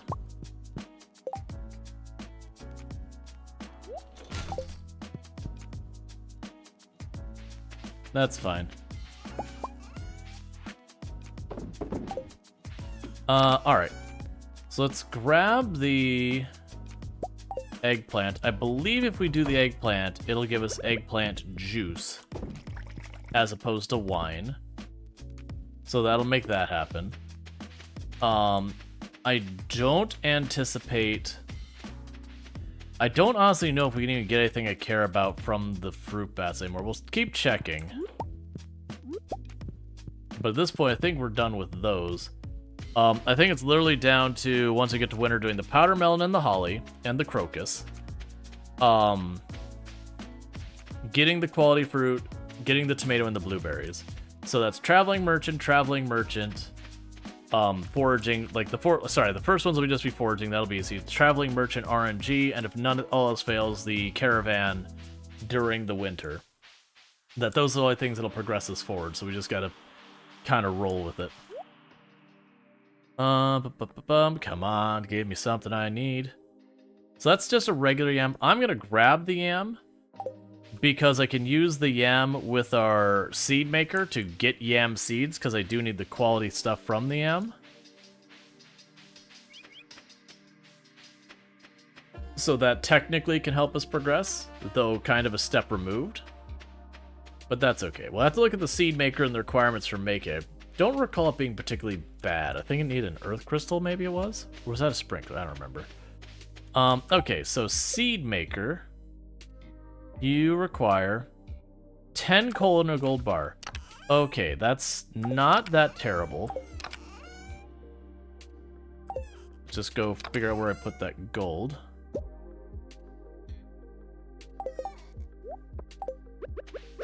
It's the 10 coal that's the real kicker here.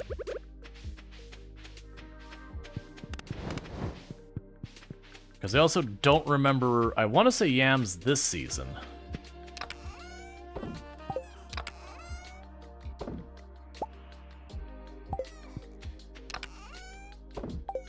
Alright.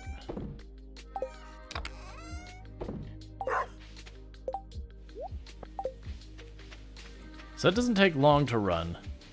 So let's try and get our coal. I was trying to think if there's a way I could grab some coal super fast.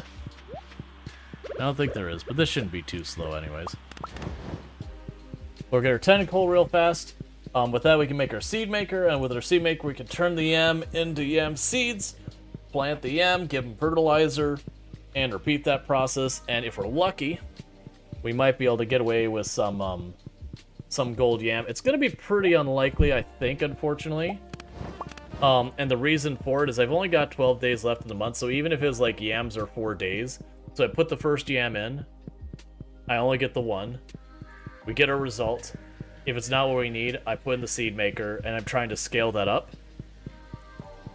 It'll be rough. If it's something like 8 days, that's just, I don't even think it'd be possible. But the point is, the seed maker at least lets me start pursuing it. What am I hearing?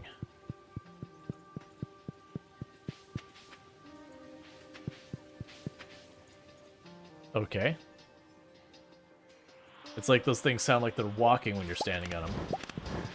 Alright, and once we've done those, then we should have all that we need to make the seed maker. So let's hope for really good results here where I get like 3 of the yam seeds. Because there is a chance I put the yam thing in there and I get mixed seeds, which means we've just lost it. But that's just, unfortunately, it's just a risk we have to take. We can't, there's not really another thing we can do with it. Alright, so there's that. We plunk our yam in. And we'll see what it says for the growing season and all that. So what I might do is I might use quick fertilizer for the first round or 2 of the yam, and then switch over to that. Okay, so we got a singular seed. It's 10 days. There's no way. Because I can only get 1 harvest, which means I only get 1 yam. We're still going to plant it to get the yam. But, that might be a rough one to make anything happen with. Either way, that is what we're going to be doing for this in-game day. Working hard. And what's going to happen here is I'm going to take a quick 5-minute break because it's about that time that my wife gets home, so I'm going to welcome her home.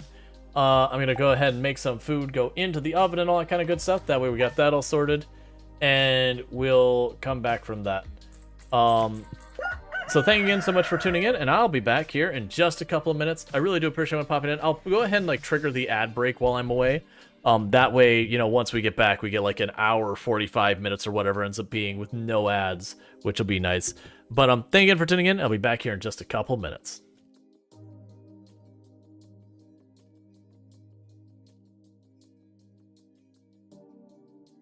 As well as 556, the big downer is we don't have a gun that uses 556. They're extremely rare. Like the weapons that use like 556 and that, the ammo is almost irrelevant because you'll never find enough guns to actually use it. And unfortunately, the gun's the only way to repair. You'll definitely never find the gun that uses it. Got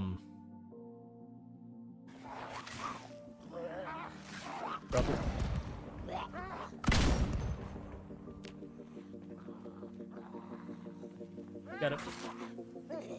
I got a bandage now.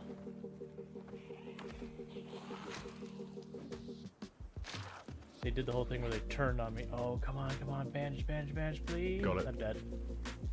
No, son of a...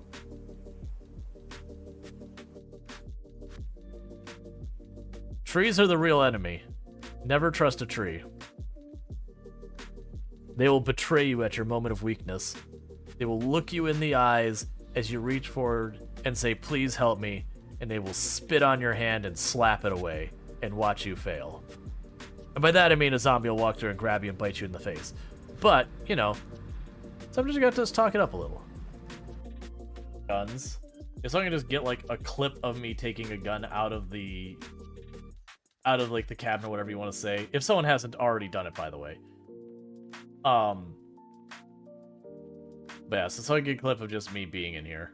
Because I don't actually want this crap. Cool, I'm taking a pistol. Would you look at that? I have taken a pistol. A pistol has been acquired. Good. I'm out now actually gonna put those pistols back.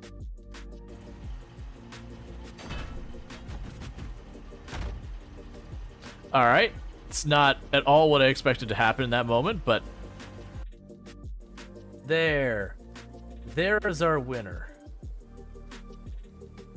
Hey, buddy, I need a volunteer. Do you do volunteer as tribute? Okay, do not instinctively stab.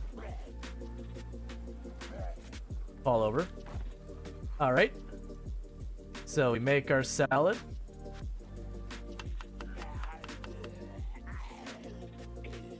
Welcome, buddy. And we have 121,000. Or sorry, 135, 121. So we have beaten our record. What's...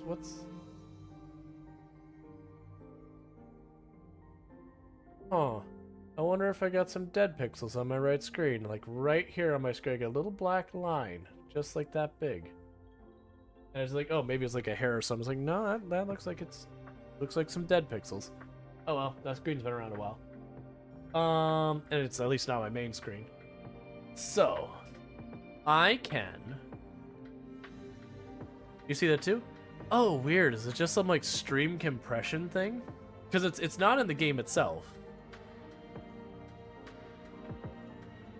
Oh, you know what it is? It's my microphone.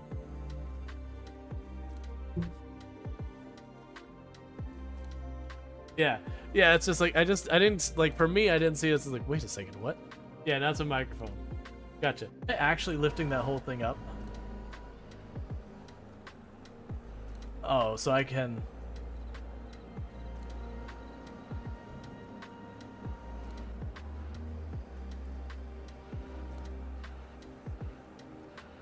And timed.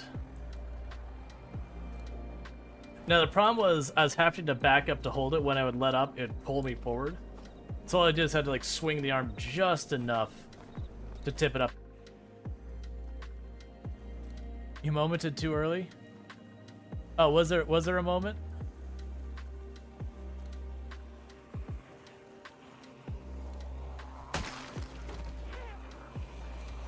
That would be it. You got a clip? Yep.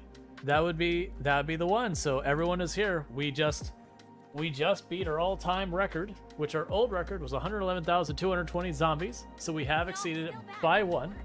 And we had done that in 1 year, 2 months, 8 days. So we beat that quota, like that record way about 2 in-game weeks. And there was the gifty subs. So let me go ahead and get those actually called out. So Gusty OP, Father Lemon, Sneaky, let's see, Sneak EDTS, Dar Scorpius, and Charlester. You all have yourself advertising previewing as well as access to the emotes. Thank you so much, Pretty Big Ooh, for gifting those emotes a channel. But thank you.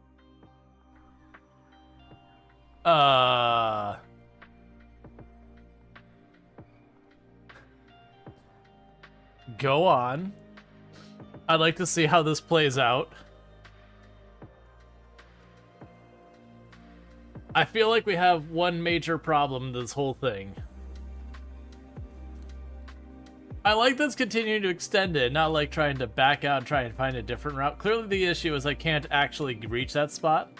But you can see where it's putting the outline, where it's trying to do whatever that is.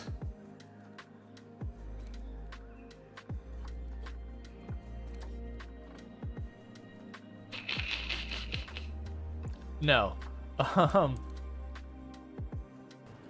All right. Hey, train, could you not? Hey, train, please. Train. No. This is not my stop, train. I don't want to go this way. Let me free. All right, so we're going to... Oh, God.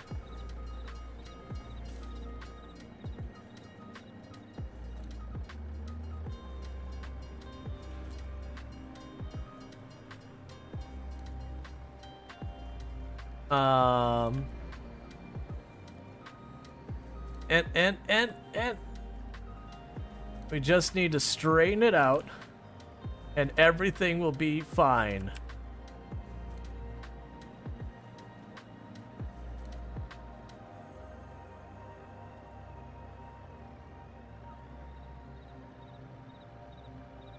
Alright, I'm gonna do something I know is not gonna end well, but I'm gonna be cursed until it happens. Okay.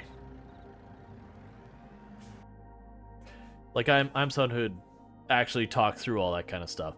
Because I was going to put up a review that said, well, great. The bot's busted. Yeah, let's roll the dice. 60% chance that things don't go terribly, 40% chance they do go terribly. Yeah, let's push the button. Boom. They died.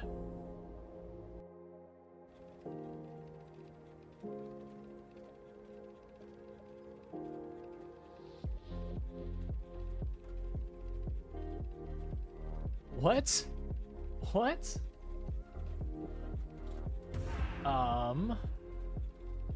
We just straight up got a mage blood from I don't even know where. It was just some random unique we found. That thing's like... Well, he certainly doesn't need that anymore. She, man.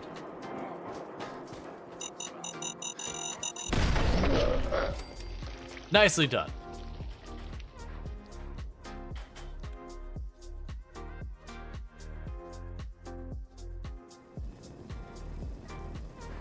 I have been claimed by the landmines in many a place.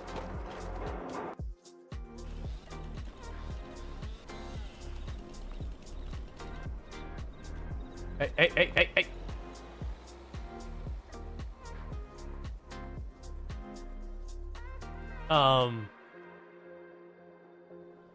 Well, that's just mean.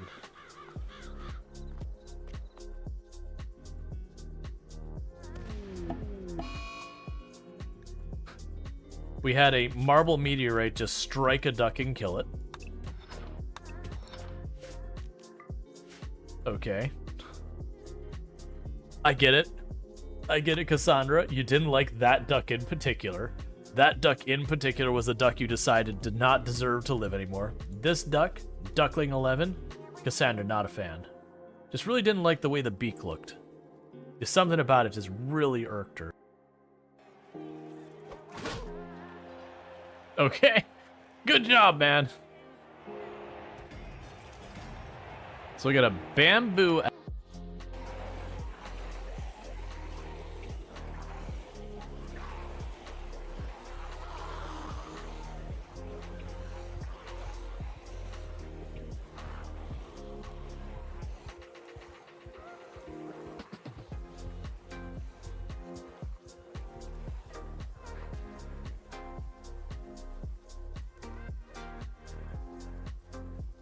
I'm okay if you're anxious, so long as we don't get anxious. Right now, I don't want to see anxious on our character.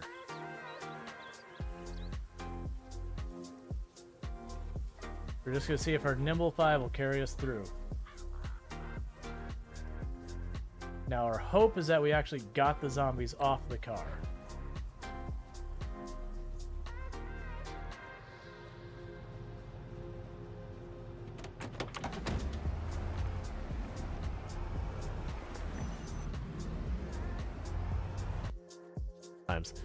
Okay, so the graves, check the rightmost grave in the 4th row from the top. The rightmost grave... Right. Sorry about that. That definitely went way longer than I anticipated. Okay, so Spark Arrest... It's one of those things I ran down, put the food in there, and like, how has 5 minutes already gone by? I haven't done anything yet. So I do apologize about the long break there. It was not intended on being that long. Alright. So we are, for those who missed where we're at right now, we're kind of in that home stretch where, honestly, nothing really matters. Anyone can see. Nothing really matters to me. But basically what we've got going on, we had some fun clips. I do appreciate that we have a bunch of clips. I do try and do a lot of... I do put a lot of time to trying to go through the clips, clean up, you know, whatever's in there to try and have just ones that represent the channel well. We do get lots of, like, random clips that people hit the clip button and then just close it. And unfortunately, Twitch has made the ingenious decision that that clip should be saved, even if you cancel out of it. And it's something I vehemently disagree with. But, I do end up having to do a lot of cleanup with clips. It's especially hard, like, if I catch it, you know, right after stream or, like, the next day, it's really easy to, you know, catch those and clean them up. It's only when one's snuck by for a couple weeks, so I can't go and say, hey, for the last 2-3 streams, you know, what clips came through that I need to tidy up. Once it's after, like, 7 days, there's just too many clips, there's not a great way of going through them. It's literally just going through the clips in their entirety and trying to find the ones. So if you do ever actually see a clip in there, like, oh, this is a nothing clip, like, you know, there's nothing happening here, it makes no sense.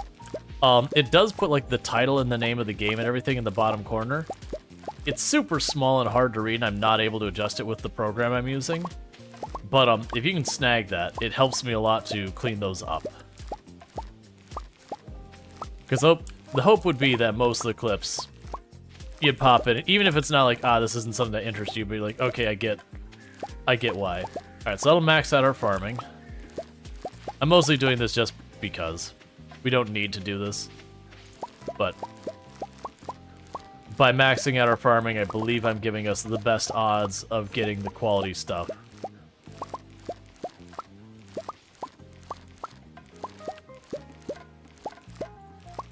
Yeah, so when the winter festival, or sorry, when the winter caravan comes through, for the quality crops, we're gonna straight up buy, like, you know, we're gonna wipe out our entire financial everything to just buy as many as we can of those. And I don't need those for anything? Yeah.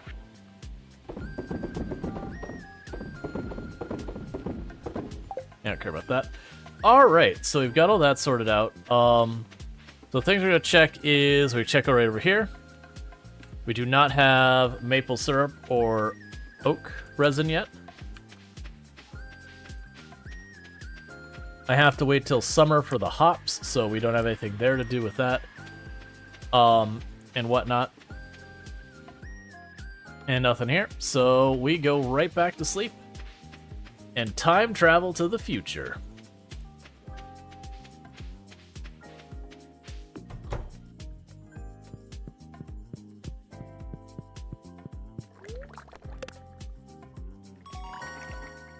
Alright, all crops grow 10% faster. Yes.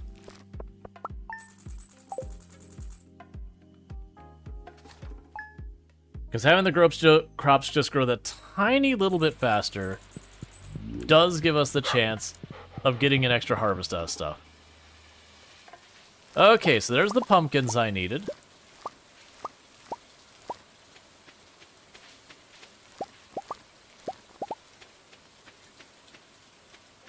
Cool. Alright, so sell you.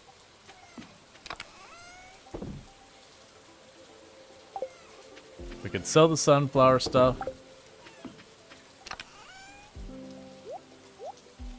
Grab Willow's pumpkins for the community center, so that'll be good there.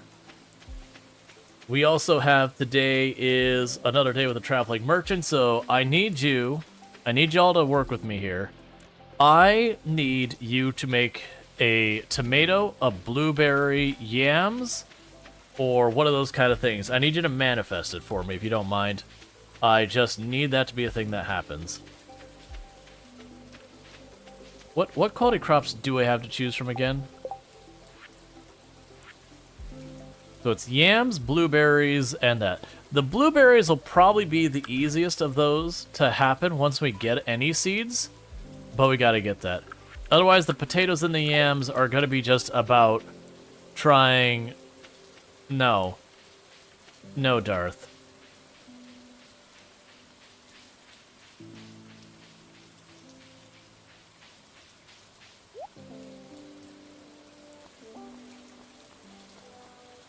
Tomato seeds. You did good, chat. You did good. So it's a summer crop. So the tomato seeds are locked. We got them.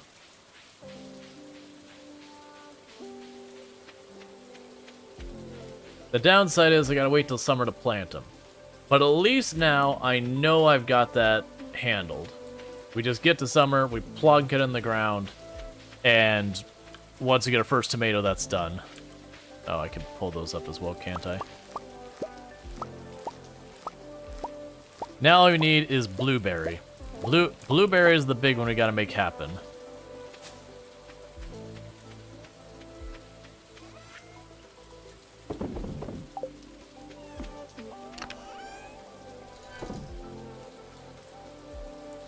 Alright, grab that, drop you in.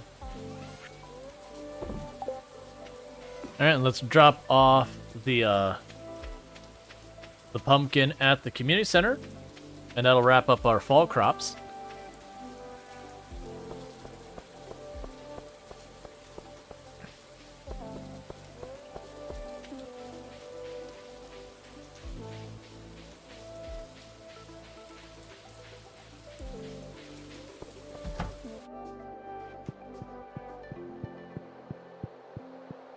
And that just leaves the only things left here is the two we missed during the summer. Bee house. Heck yeah, that skips. That's actually getting us ahead of where we need to be on something else. Because I'll need that for making the mead. So I'm not going to complain about that. Yeah, so we've got the blueberries, we've got the tomatoes that we have to do. We've already got all the brewing stuff started. It's looking like the big thing that's going to happen is that we got to get to summer next year, and then I'm going to just have to get some hops and all that. We might get lucky, and a traveling merchant might just have hops for us. Honestly, you know what that does? That has the interesting side effect of I no longer care about my trees, even. What do I even need anymore? So, those, I just got to wait for traveling merchant and all that. I need to check in the green tea. That's what I gotta walk outside to do. But the rest of these, we're already doing our juice. I already got my other wine. The mead waits on the honey for that. So I just gotta step out to check on the honey and the tea. That's the summer crops. The pantry, that's foraging. That's gonna be plowing during the winter. And here, that's the wine I need. And in the craft room, it's a crocus. Yep.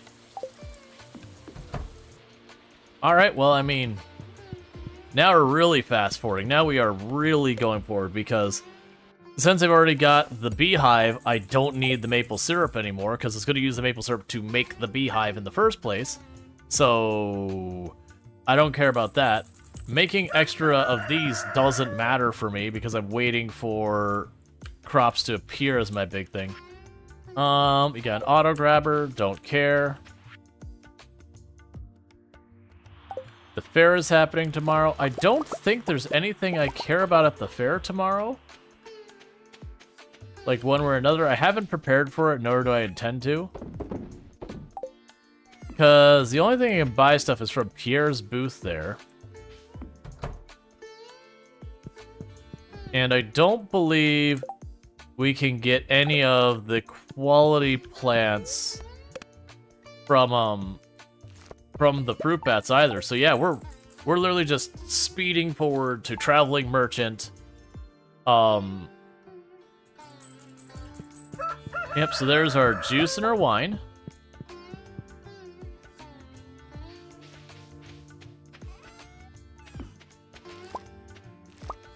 I'm gonna even stop picking up the eggplant because I don't care. Yeah, so we're literally just waiting for honey.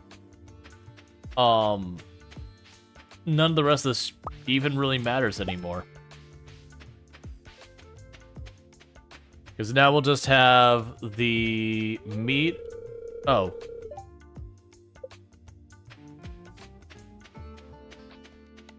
Well, I can't do this today, so that wonderful festival, it's just not gonna happen. We're not close enough friends with Marnie to get the shorts are. If I can get the shorts, we're gonna go ahead and go to the festival. If I can't get the shorts, there's nothing I need.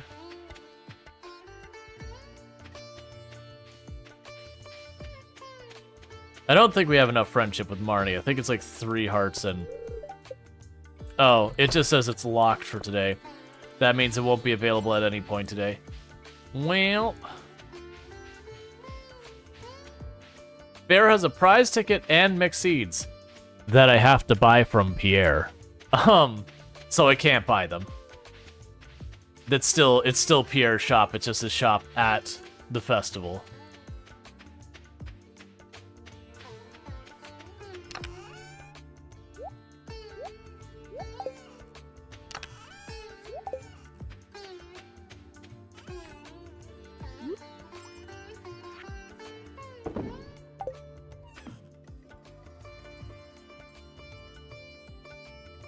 Not mixed seeds at the fair. Oh, you're talking about. Yeah, no, I've already looked at what we get from the tickets for the next one. The mixed seeds are 3 tickets later. I'm not gonna worry about it because the reason I'm not gonna worry about it is we can get to the winter festival. When you get to the winter festival, then I can just fast forward. Like I can just buy a mountain of the seeds I need from the festival itself, which is basically just the blueberries for the most part. So it is one of those things, I could get those mixed seeds, but before I would have the chance to plant them anyways, I'd have the other stuff. You got honey for me? No? I'm going back to bed.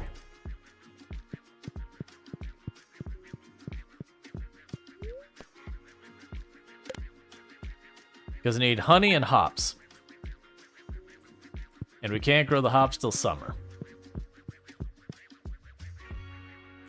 Hey, we got the honey.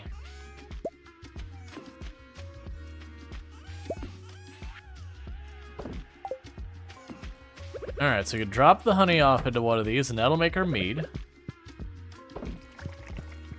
We could run into town, drop off the juice and the wine.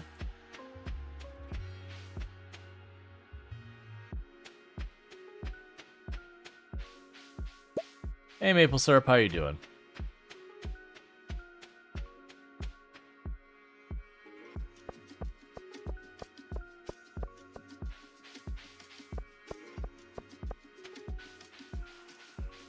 Mixed seeds only grow blueberries. Yeah, that's the whole thing. Is the only place the mixed seeds could help me is growing them in the fall, which I don't have enough time now, but growing in the fall like next year, which I'm really hoping we have no reason to go to fall next year.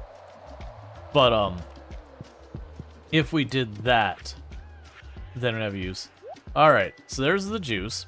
Yeah, so it's just the honey we've already got, the hops, and the green tea, which I've already got the plant for. We can drop off the wine to finish off the Enchanter's bundle over here.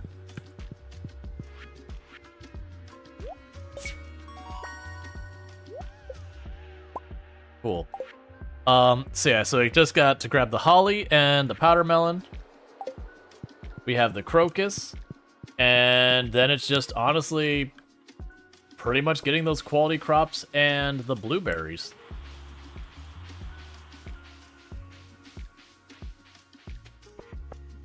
Welcome back, Sarisa Mage. Yeah, so my plan is when we hit the Winter Festival, I'm just gonna buy, like, very genuinely, like, 200-300 or whatever, of whichever seeds I need to get the gold quality one. Just way overkill it in a big way. That way I can guarantee victory. And then just, you know, deal with it.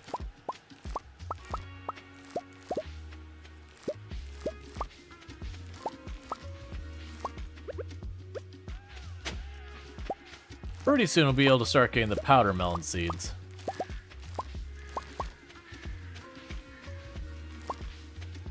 Alright, let's sell all this crap. Then we'll check how long the broccoli seeds take to grow. And and use as a reference point for that. 8 days. Okay, so we're down to, when we're down to the 20th, I'm gonna start going, and if we see the worms, I'm gonna go ahead and hit some of those because we need to get powder melon seeds. We got an achievable for something. Hey, found seeds we're looking for. I am only currently missing the blueberry seeds so far as getting the crops at all. And otherwise, I just need to get bulk seeds, which is just gonna be a thing I'll deal with when we get to the winter festival. I'll go and I'll buy a really big pile of the blueberries, a really big pile of I'm not probably gonna worry about the yams, but buy a really big pile of the blueberries, buy a really big pile of whatever the potatoes I think was the other one. And that should take care of it. Come on, work with me here. None of these do I care about. Alright. And we could drop off the mead. That should be just 1 or 2 in-game days before we can start getting the tea leaves. Do you have other Stardew runs on YouTube? Yes. The run we did right after the update dropped, that's on YouTube. I think the Ridgeside Village one might be on there. That I don't remember, because that would have been right around the time that they made multi-streaming available that I started streaming to YouTube and all that directly. Because I do know 1 or 2 of my runs in Stardew Valley did not make it to YouTube. Because I used to take the time to take the VOD from Twitch, download, well, I mean, I'd record it, edit it up, and then post it up. When I say edit up, it'd be mostly, I would just take time that I step away from the computer out. Like, if I go to use the restroom, I'd just cut that away and move forward. And I don't believe any of my earlier runs of Stardew did I do that.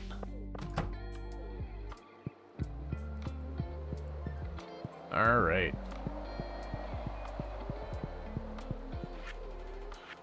Which I've always done, like, the voices. Oh, actually, I don't even need the hops, because if I get a green leaves, I thought I need all 5. I only need 4 of them. Cool. Yeah, so we're really in good shape here. We are gonna have to just barely dip our toe into summer to finish this, though. Just because of needing to get into summer long enough to do the blueberries. I just can't get around that, unfortunately. Even if I get a singular blueberry from the traveling merchant, so I can, you know, finish the summer crops or whatever, I still have to go and do that.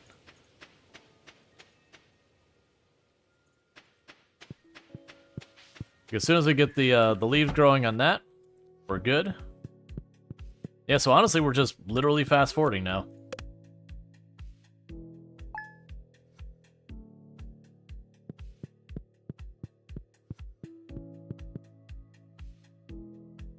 Okay, so Tia's not grown yet, so we're going right back to bed.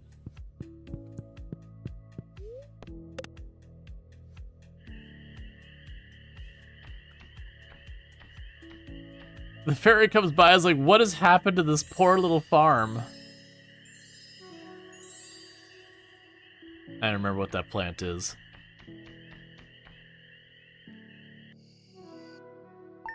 He's like, sir, you need some serious help. This poor farm, what have you done to it? Here's the answer. Not much. Oh, that's this. Which is gonna give me 1 gold yam. Which is honestly the most teasing of all of the possible answers it could have given me. Because I need 5 gold yams. So I could take the yam seed and shove it in there and do that.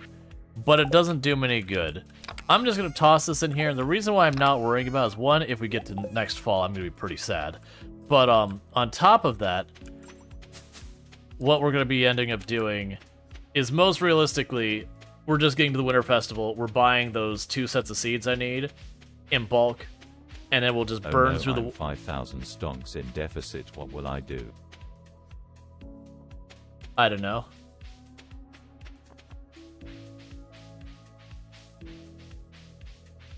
Let's see. No, there's only the last 1.6 run.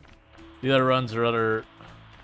But there's other games. Oh yeah, no. Everything you see on the channel these days, I do ultimately like every time I'm streaming to Twitch now, I'm streaming to both Twitch and YouTube, and most of the time TikTok as well. Sometimes TikTok decides to not work right, and then I just don't bother.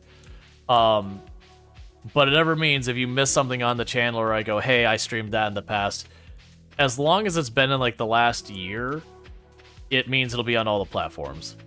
I do have a lot of stuff from before that has also been put on YouTube, but that is more hit and miss. For some games, like if they're just, you know, people didn't seem to be particularly interested, and it's a lot of effort for me to edit. A lot of them I won't. Yeah, Prison Architect's on there. We did the I think we've done like 2 or 3 different runs. Got stuff on there. But you just have to check under the live section as well as the video section. They have different things. All right. So there's the tea leaves. And so with this, I believe we can make our tea. Excellent. Nothing else to do there.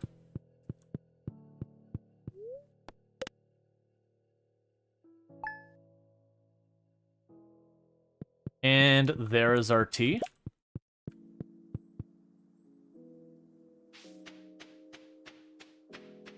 All right, so basically just I dropped the tea off, and now we're just going to winter. You seen clips of Prison Architect? It looks fun. Prison Architect is excellent. It's sadly no longer getting any updates at all anymore, but it's a really good game. Definitely want to recommend.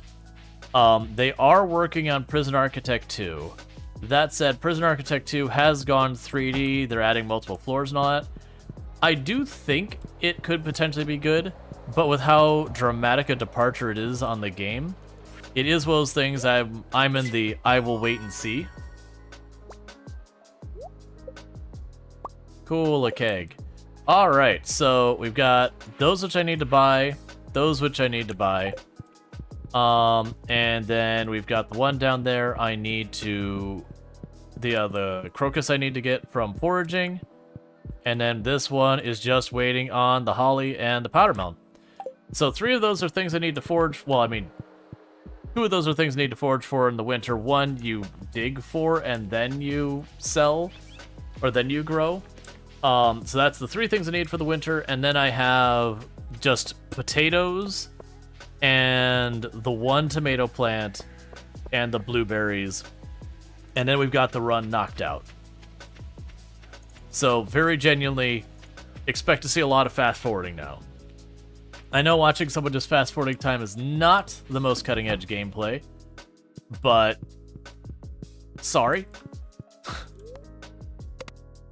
All right. Oh, would you look how long a day it is? Real rough week we got going on here. Okay, it's Friday, traveling merchant. We could still worth me doing the... Oh, let's, It's still worth me checking the traveling merchant because we can get lucky and potentially get things shortcutted. Marisol was like, you're gonna show up. Is like, no, I'm done interacting with town. That's, in a lot of these games, and you do the thing where you get, like, all the hard events from all the characters, you've maxed out all of your friendships. It's... You go from, like, gifting stuff to everyone and talking to everyone in town and being, like, the most extroverted and out there, like, being part of the entire community to just going full hermit. I do not need bok choy for anything. And you have nothing I need. So we go back to sleep. And then when the winter arrives, we got work to do. We get to run around and we get to forage for various things. We're gonna go out of our way to like dig up the worms around town to get our powder melon seeds. We actually are eligible to get powder melon seeds right now. I'm just not worrying about it.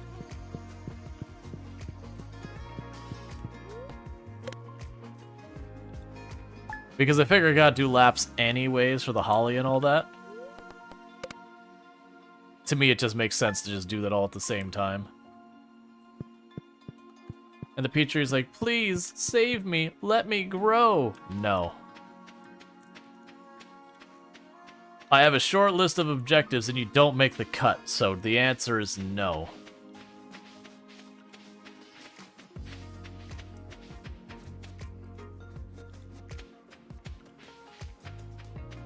Alright. Now you'd be so kind to just give me a tomato. I mean, there's more tree saplings. She also would have given me my walleye. If I got to this last day and I missed it, I could have just bought the walleye. But that's fine, we're already locked in, we're good.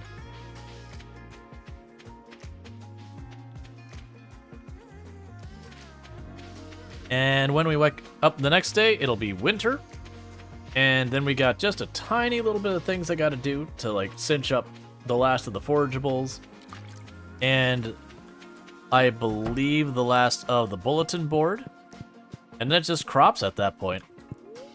Which is unfortunately waiting till winter, like waiting to the winter festival.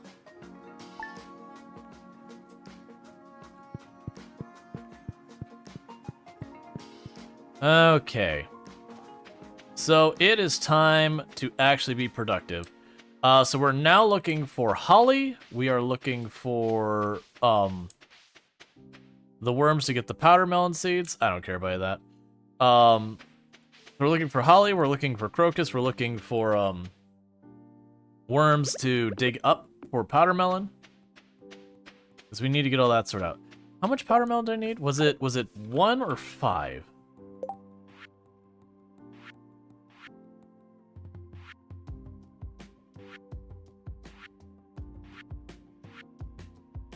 Five powder melon. 5 powder melon, 5 holly. Okay.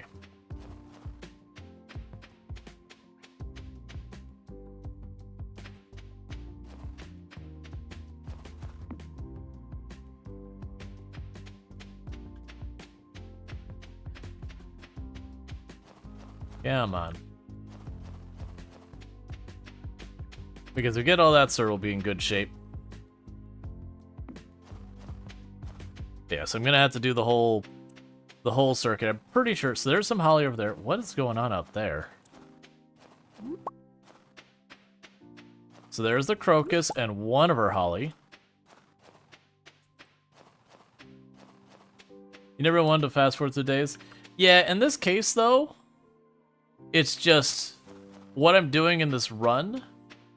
I no longer have, like, it'd be just delaying it is what it'd be. Okay, so we got 2 powder melon seeds. I need more. I'll drop off the crocus real fast. But yeah, no, when I'm playing on my own, it's pretty rare I'll fast forward days. Like, I'll usually do something productive. But, in this particular scenario, for purpose of, like, stream and all that, we got that going. Winter seeds. Excellent. I actually don't need them. Well, I think those can do holly. We'll plant them anyways. So many wonderful bundles. Thank you, thank you. Alright, that only leaves 2 more sections to do the community center, then we're done with the challenge. And the other one, I've got most of what I need to finish. I just need to get a couple more powder melon seeds and a little bit more holly.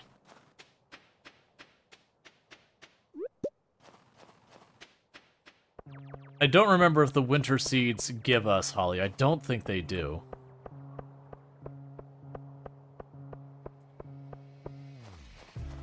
Alright. You run out of things to do, you're just waiting for stuff to end up putting because you get bored? Yeah. Well, that's kind of the thing, though. What we're doing right now is not representative of a normal playthrough. Like, people know that I normally, like, walk around, I'll dialogue with people, I'll voice act the people, and we've still been doing that as we talk to people.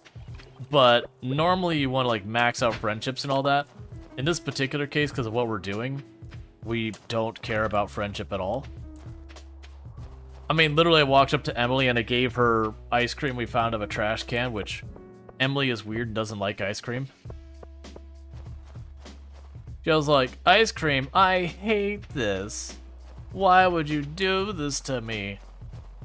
In our particular case, I did pull it out of the trash can on a summer day, so you know.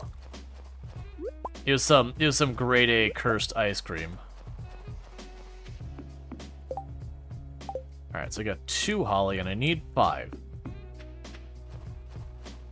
I'm hoping we can get all 5 today and the powder melon down. Because we could do that, then I don't even have to worry about any of that for the rest of the season either.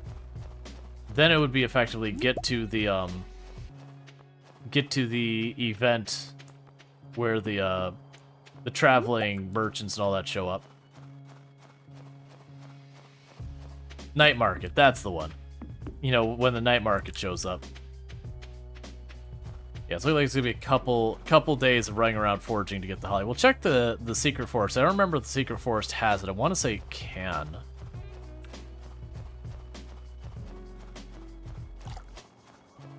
Alright. I've also not tidied any of this up. It keeps growing in and... Take a quick peek. It does. There's our holly, and more than likely one of these will give me what I'm looking for here.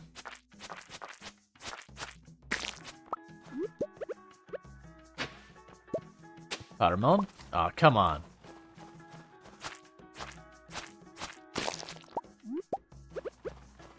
Give me powder melon. A singular stone is not powder melon. Okay. That's fine. Ice cream really isn't your favorite? Yeah, I mean, but there's one thing to be like, you know, this isn't my preferred dessert, and it being like, I hate this. It's like, you have upset me with your gifts. How dare you?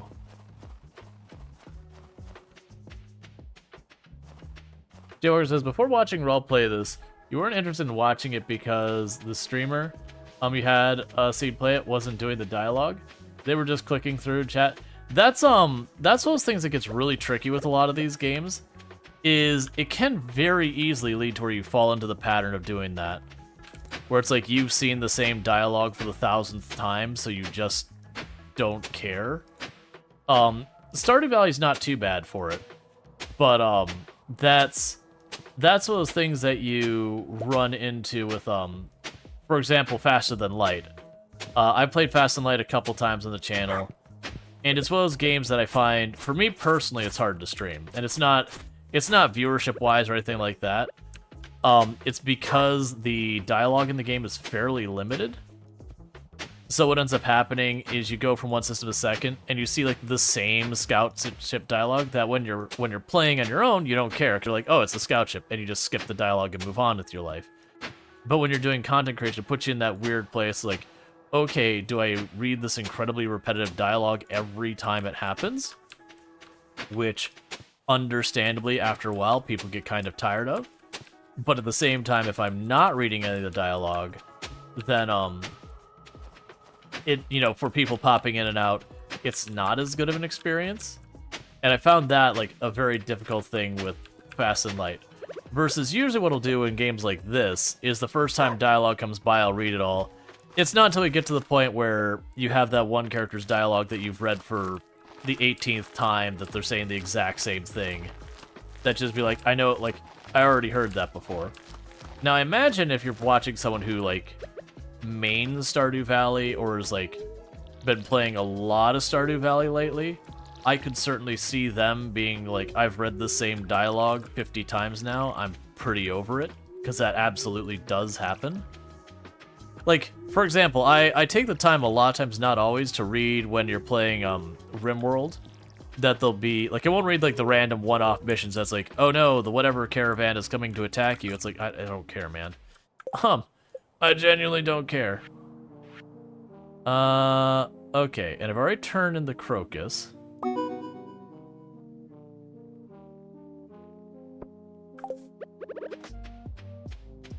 So I can put down more of these seeds. I don't really care about these seeds, but it's like, eh. So what I need now is I still need more powder melon. So what that does mean is the next in-game day, I'm not going to be really worrying about grabbing the various things like the holly and all that. We have plenty of that to go turn to the community center right now. What I'm going to do is I'm just going to try and make sure I do actually have that. Yeah. What I'm going to go ahead and do is we're just going to look for the worms and dig up the worms.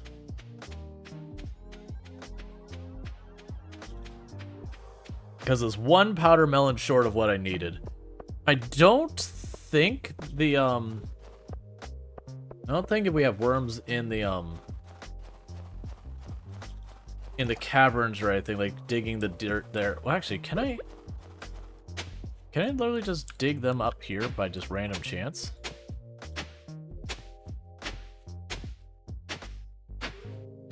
Because I know you can get stuff like clay and the,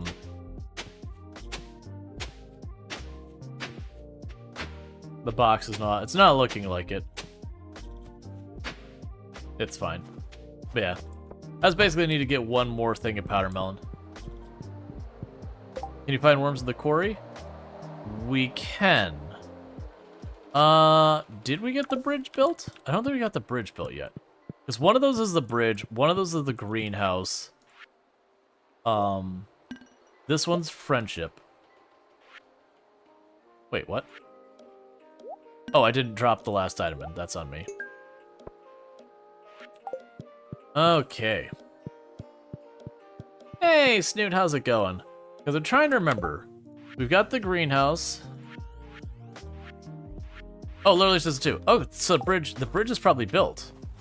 Yeah, so we might be able to get the last powder melon by just going over here real fast. Unless we finish... No, we finished it this in-game day, so I have to wait till the next in-game day for it to be available. That's fine. Yeah, and the odds of us having just the one set of worms over there is not a big deal. But hey, Snoot, how's it going? For those who don't know Snoot, absolutely fantastic content creator on the platform. Been playing a lot of RimWorld lately, so if you're looking for RimWorld, you can find it over there with Snoot. Definitely someone worth checking out and all that good stuff. Oh, wait, we got worms. Powder melon? Nope, it's a book. Stupid books. Had a great day, went for the run, did some work, saw the new Furiosa movie, and ate some Indian food. I mean, that all sounds good to me.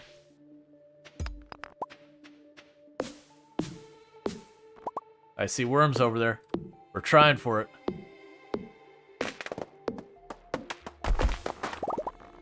Mad props of the Furiosa movie?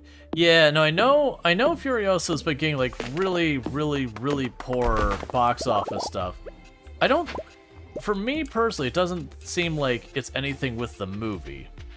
Like I don't think like Furiosa's own efforts are what is causing it to not do well in the box office. I think it's genuinely going to the movie theater itself is the thing that's struggling. From everything I've personally seen.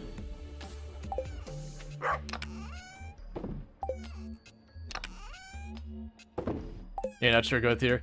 Well, that's kind of the comment I had. As I was talking to someone, and their comment was like they were so upset that like, you know, a movie like Furioso is like being overlooked, and their stance is like people are watching bad movies or whatever.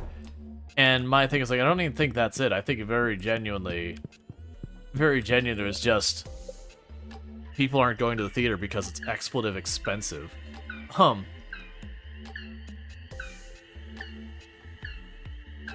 Yeah, you'll say that Furiosa herself was the least interesting part of the movie from your eyes. Gotcha. I haven't seen it personally. But yeah, because like for me and Tomb to like go to the movie theater, if we're gonna go and get like a popcorn and a soda with it, you know, by the time we're all said and done for like 2 people, you're talking at a minimum like $35. And it can easily break 50 if the theater's actually like decent and all that. Like it could just add up so fast.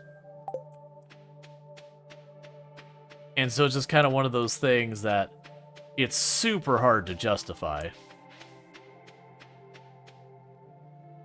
Because it's one of the things I feel like movie theaters are struggling with, and even games are struggling with on the higher end, like more expensive games, is I feel like they forget that you go, oh, we should price ourselves based on other movie theaters, or we should price ourselves based on other games. And it's like, right, those are your direct competitors, but they're not actually your full competition. Your competition's entertainment, in whatever form it gets. And the reality is, once you start pushing those numbers like $70 for a game, or $50 for two to go to see a movie and all that, the alternative options for entertainment get real tempting by comparison. Because I'll do the math and say, hey, I can drop $50 for an hour and a half to, for being generous, 3 hours of entertainment. And maybe it's worth it. Maybe it's like that good of entertainment. Or I could take that somewhere else. And it's to the point, I could go to like a musical or sit in theater, or almost a concert in some cases, and it'd be cheaper. And then you got all the stuff happening surrounding it. Would you give me my powder melon?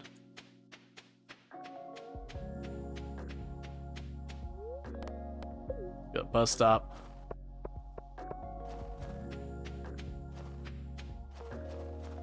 Let's see, your tickets for, two for IMAX, were $30. So it's $30 together, or $30 each? Together? Yeah, no, that sounds about right. And then on top of that, if you get, like, the thing that's really awful is getting the food. And I know people are like, oh, well, you just sneak something in or whatever. It's like, nah, it's... If I have to turn to something like that, I'm just not gonna do it. But yeah, no, the food, it's like you get like a small popcorn. It's like, all right, that's $12. Oh, you want a soda? That's $8.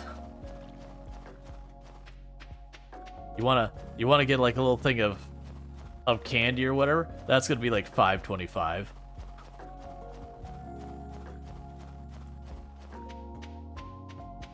Movies here, the food is highly rubbery. Yeah, so to be clear, for those who don't know, theaters get almost like the bulk of their money from the concessions. There's a lot of, like, when they sell you the ticket, the lion's share of that ticket goes to the production of the movie, the various publishers and whatever involved in that side, not the theater. So the theater jacks the prices way up because that's how they pay their bills.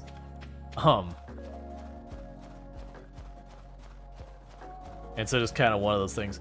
I do think ultimately, if theaters as we know it want to survive, what's going to need to end up happening in the near term is, one, they're going to have to make the budgets for films way lower. That way, a movie doesn't have to, absolutely be a blockbuster hit just to break even. And then I do think it's going to be those things that, in turn, we're going to have to see the costs of going to a movie go down. Even then, I'm not sure movie theaters can come back from what we're seeing. I think it's kind of one of those things that there's a mind share on it now that, just the perspective that movies are expensive, that they're inconvenient, that you're going to be surrounded by people who are rude and, on their phone and chatting to each other loudly and all these things. And then the alternative, you can go and watch it in your home theater. And then, like a whole bunch of people also trying to, like, stay healthy and all that, and being around a bunch of people who don't even do the basic, like, hygiene and all that. I can't tell you the number of movies I've gone into where I'm stuck behind someone who's being absolutely just obnoxious the whole time. And it used to be that theaters, they would almost have a person, like, who'd poke their nose into each theater as the movie went on, kind of watching for people doing that type of stuff where they're just being noisy and disruptive. And that person would, like, literally go down there and be like, hey, you need to cut it out, you need to go. And nowadays, they kind of only do it if you, like, leave the theater to go complain to someone and come back, but then you've already missed a big chunk of the movie, so there's no point. Like, the only reason to do that is to try and get a refund, or, either get, like, a refund, or, like, get a ticket for a different showing time. I've never done that myself, but it's just one of those things. Yeah, well, in comfortable seats, that's the other thing. Like, you can get some movie theaters that are not outrageously priced, but they're usually pretty miserable. And then you get, like, the actual nice theaters where you got, like, the giant seats that, like, lean back and all that sort of stuff. And that can be really nice, but, you know, then it's even more expensive. So I don't think, like, the movies as we've done them in the past, I don't see a path where those stay relevant long term. I do think there'll be room for, like, where you go to the theater that has, you know, the, like, they've got, like, the dinner tables there, and you order dinner to have while you're, you know, in your movie, like, that kind of stuff. I think there's a place for that kind of thing. Oh, what days were the... We'll check tomorrow, because I know it's not the beginning of the month. It's, like, the middle second half of the month, whatever. I do see plenty of room for that. King saying, I was in a movie theater usher in 2012, and those quality checks for sound and behavior guests was part of routines. Right, and it felt like that was a big thing back then. And I feel like nowadays, though, it's just not. Because I remember being in theaters and having the usher, like, walk in and go, hey, you know, put away your phone. You know, hey, ma'am, you need to tone it down. Like that kind of thing. Oh yeah, no, absolutely. Cerise the Mage saying, the thing that isn't being mentioned is streaming. Streaming services completely changed the attitude towards theater.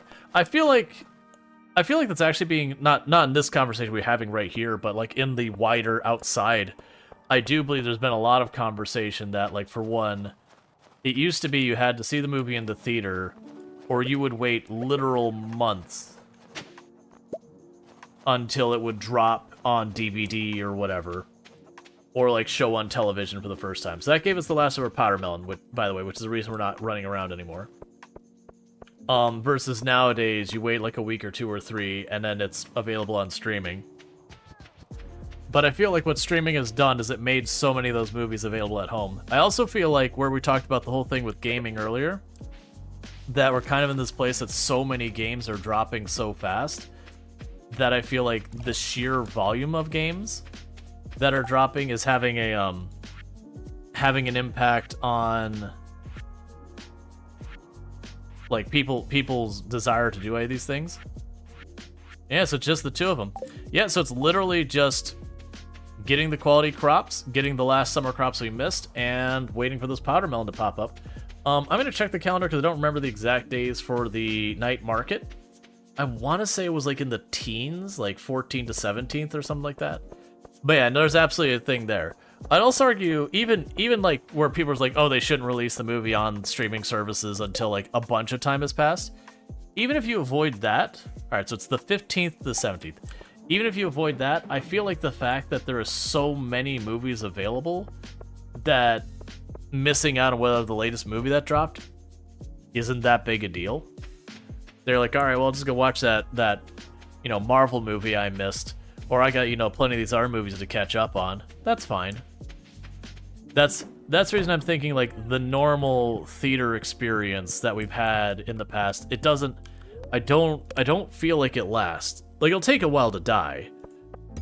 I do think there will still be a place for theater plus experiences. So you have, like, the theater going on, you've got, again, like I mentioned, it's like a dine-in theater. I think there's a place for that kind of thing where it's like dinner and a movie. Okay, so we have nothing we care about here. Pop right back in. I think that'll be like kind of what you're gonna probably see the direction of theaters go, is it'll be something more. Or like where it's a whole experience. So it won't be like the budget seats or anything. You'll get like the really, really fancy theater that's got all the extra stuff happening. Alright, so let's run down here. Just in the off chance that they have like a tomato or a blueberry as a tomato or a blueberry. The one I'm torn on is, if we get a blueberry as a blueberry, do I just turn it in real fast just to knock out the bundle? Or do I convert seeds? Because I'm probably just gonna buy the seeds anyways when we hit the night market. I mean, that's what we are gonna do. Yep, nothing I care about here. All right.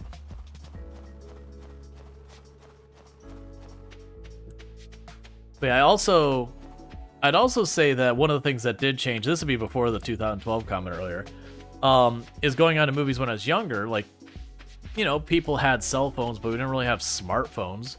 And texting on some of those old phones was like not a thing that was fast or that you did a lot. It was you had this like thumbstick thing in the middle that you'd move around to like get your place, and otherwise you had to be like, okay, you'd have, you know, your 1 2 3 4 5 6 7 8 9, you'd be like 1 1 1 1, okay, 2 2 2, wait, 2 2 2, wait, 3 3 3, and you have to do like your entire text like that way, and it, you know, it'd take you forever to belt out a message, and the screens are nowhere near as bright and all that. So it did make the disruption that was people like being on their phones in the stream, as long as they are on the video, like during the movie, nowhere near as bad as long as they didn't answer a phone call. No, I'm talking, King, I'm talking from my own perspective going to movie theaters. I am that old. You're not that old, but I am that old. Pierre, I want you to leave my property. Pierre, get out. Hello there, Rual Storge. So, your first year in Stardew Valley is almost over, huh? If you keep buying seeds from me, you'll be twice as productive next year. I'm begging you, please. I would like you to buy literally anything from me. And I have some exciting news. I will be selling new seed varieties in my shop next year. I should have one new variety of per season. Well, that's all I wanted to say. Have a good one. You know, I wouldn't even bother trying my competitors' seeds.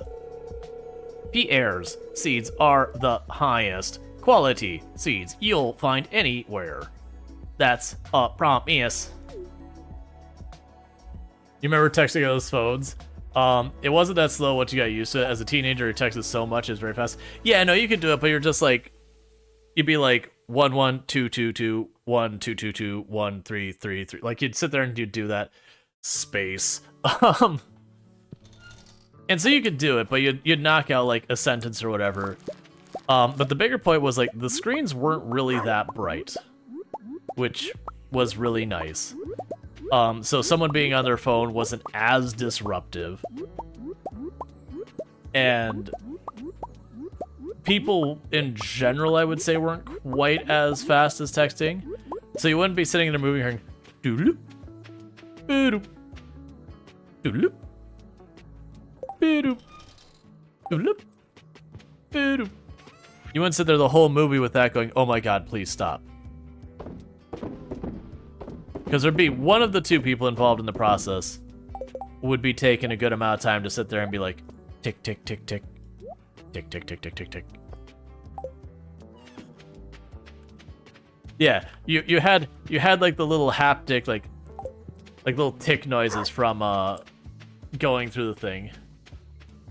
Right, that and the other one is text back then. We talked about that like this past week as well. The old text plans back then where if you paid some premium dollars, you might get 100 texts a month.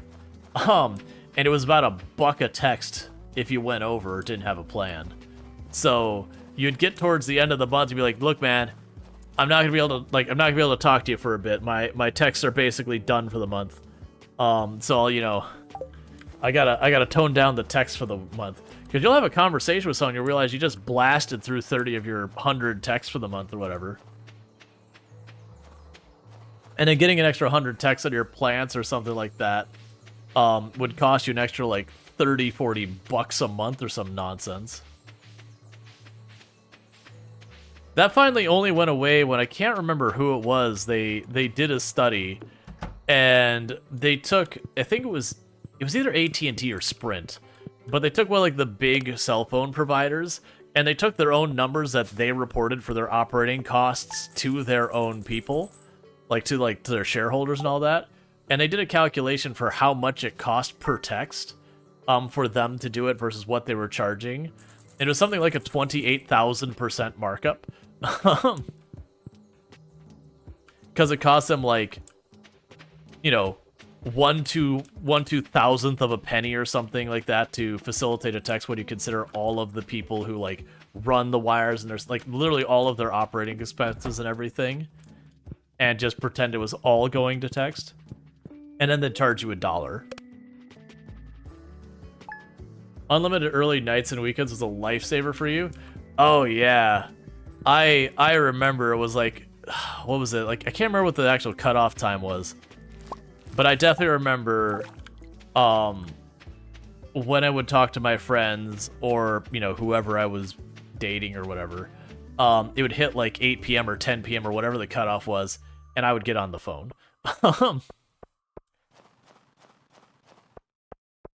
Yep.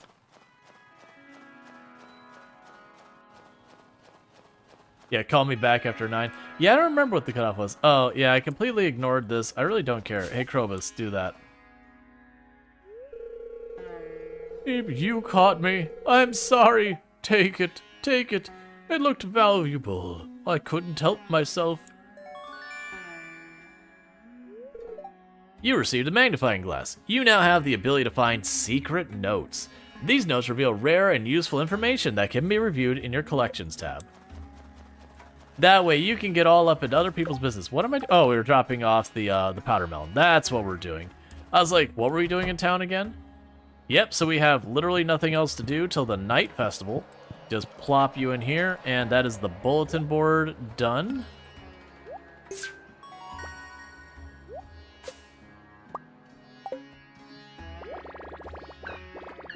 And so now all we have left is 1 tomato, 1 blueberry, and 2 of the gold quality crops, which I have the choice of the potatoes, the blueberries, and the yams, and I already have the corn locked in.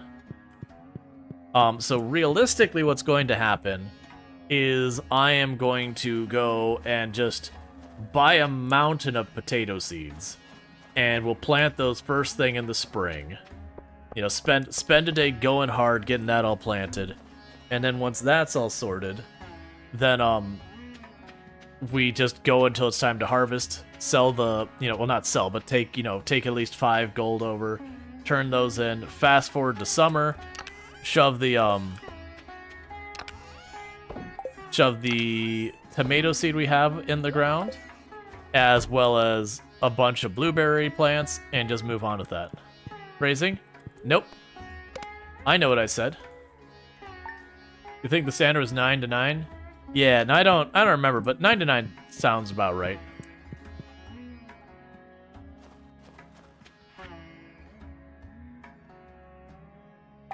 Cool. I literally actually have nothing to work on right now. Was it the 14th to 17th? I'm pretty sure.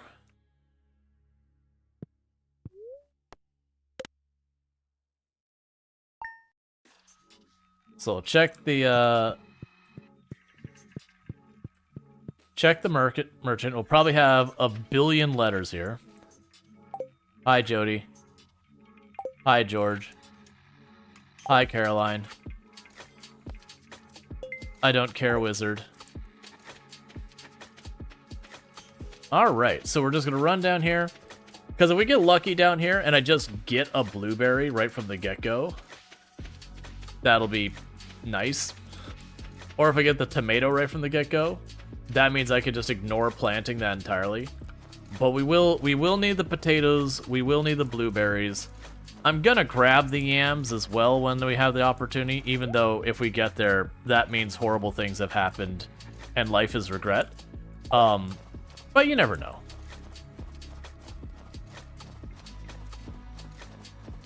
Yeah, Pierre is the one who does the fertilizer. So we'll also want to make as much fertilizer as we can, which I should be able to make a pretty big mountain of fertilizer with all the sap we've got. Yeah, so I think we'll get probably the letter saying, hey, you know, the night market starts tomorrow, and then the next day we'll have the night market. And I need to go, and at least the first 2 days I have to be there. If I mess that up, I don't want to go a whole extra year just to, like, wrap that up. Alright, well, I guess we got one more day. Because I'm pretty sure it was the 14th.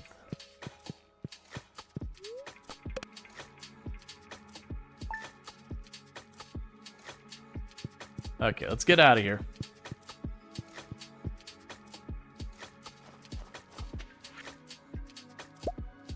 Thanks, Jody. Starting tomorrow... Was it the 15th? Okay, so we're gonna check the traveling merchant. I'm gonna run by and check the calendar in town. So 15th, 16th, 17th, that makes sense. Yeah, so 15th to 17th. Still gonna check the calendar because I'm paranoid. Because if I miss it, that'd be real bad. That'd be real bad. That'd be peak bad. Because that would be a thing that could potentially take this from, we're gonna wrap up pretty fast, like potentially during the stream, to get ready for a whole extra year.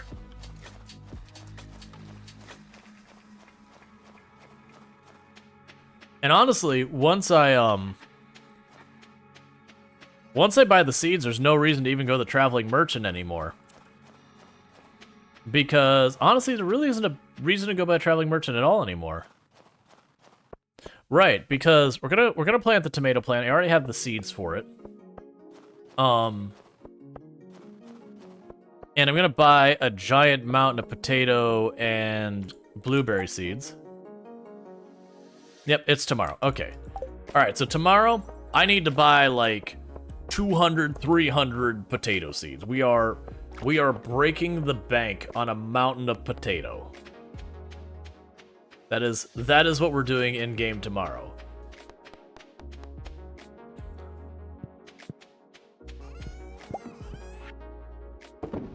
Meanwhile, what's it take to make fertilizer? Fish and sap. Just sap. Okay.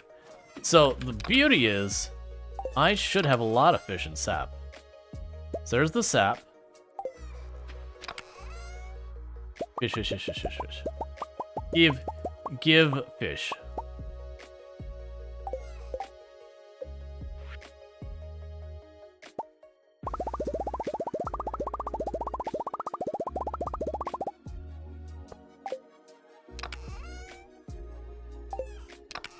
And fish, fish, fish, fish, fish, fish. There's so many of these fish we're using for this that in a normal run, it's like, don't waste that valuable fish on that. Like, get a bunch of sardines or something. But in this case, I don't care. Alright, and that's all a really good fertilizer.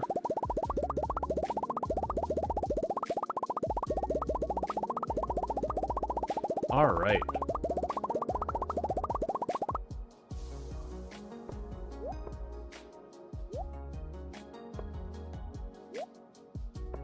Did Evelyn pan out as you hoped? No, I was informed you can't actually get the thing from her until after the greenhouse, which defeats the whole point. Okay, so we're done with this day. We go to the night market, which we'll have to wait on it to open. But we'll go to the night market. We are going to buy our giant mountain of potato seeds.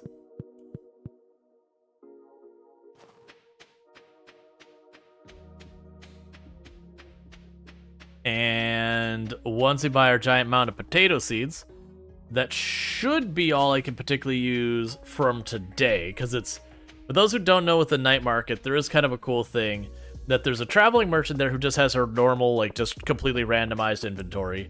But on top of that, you also have a person who the first day they'll sell all the spring seeds, the second day they'll sell all the summer seeds, and the third day they'll sell all the fall seeds. So if you missed anything, it's a way you can grab them, like, in advance.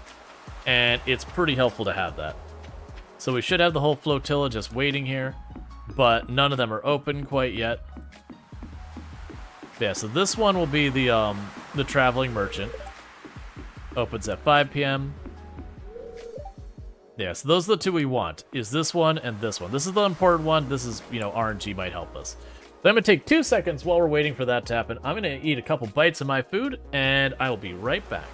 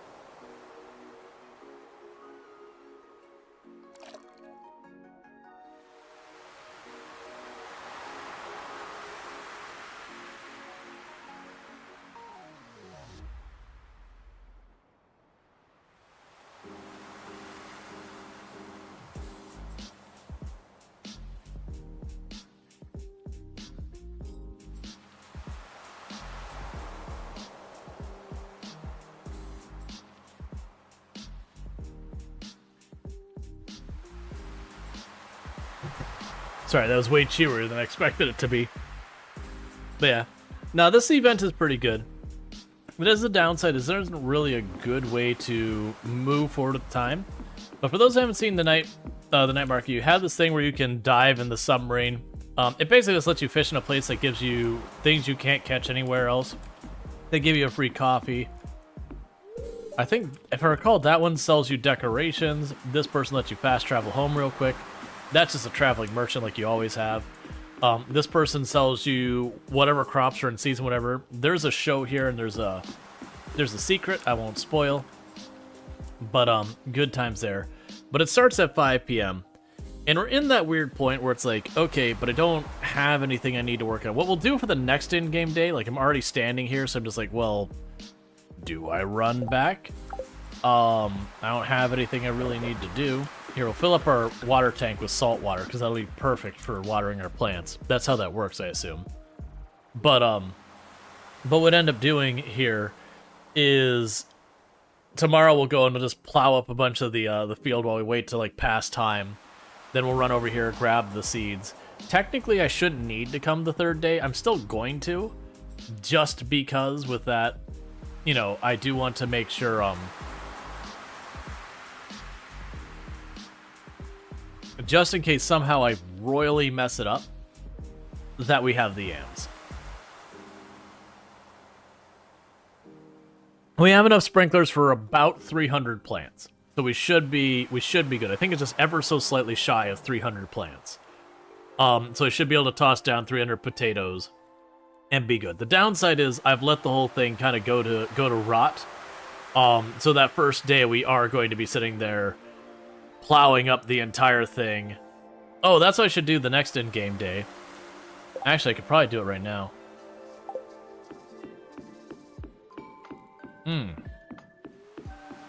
Let's actually wait to see how much I spend on the potatoes.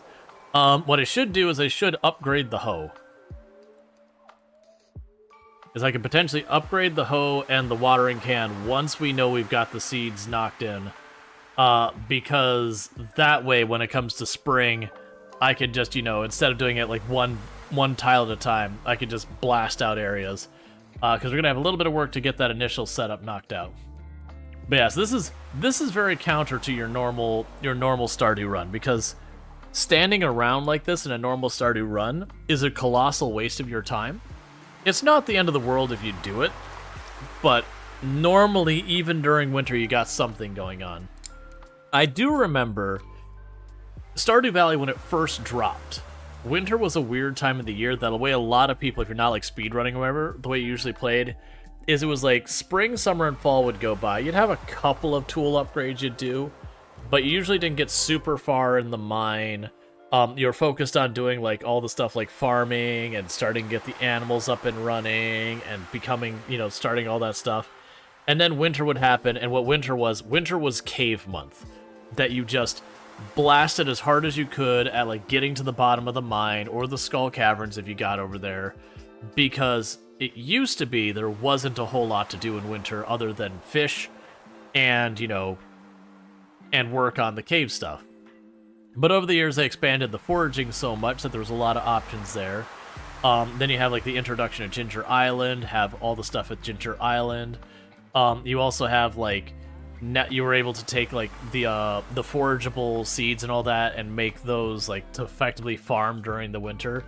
So they did give us way more options as time has gone on, because it was very much winter was the slow season, but it was nice to a certain degree. Because just the way you'd try and rush around to do everything for the community center, you know, or if you're the one Joja person, I'm teasing, but you know, if you're doing the community center, like you were in this frantic just trying to keep up with all the things to make sure you got it all lined up, you know, each month for the first 3 months, and then that last month is kind of just, all right, what can I fill in and knock out? So it was like winter was your breather. Because if you're pushing Skull Cavern, for example, you're gonna get that done in under one season, barring like lots of interruptions. Just because, you know, it only takes you a couple of days of pushing any of your skills to get them to a very high level. Like if you're just grinding your fishing, you can get yourself. There's a lot of people who, when they're doing their run, that they want to do a perfection run and have like the best times, that when they go to get something like Legend, that they'll usually have Legend knocked out before the first spring is over. And part of that is just slamming fishing right at the get-go.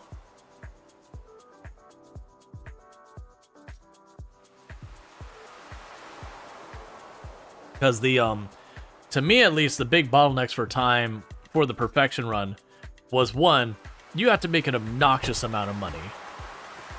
So you have to have some way of a massive income happening, so you can, one of the common strategies is like bootstrap your way up by doing the fishing at the beginning. I don't know what the metas are for speed running perfection. Okay, so nothing on the traveling merchant. And if we go here, I need potatoes.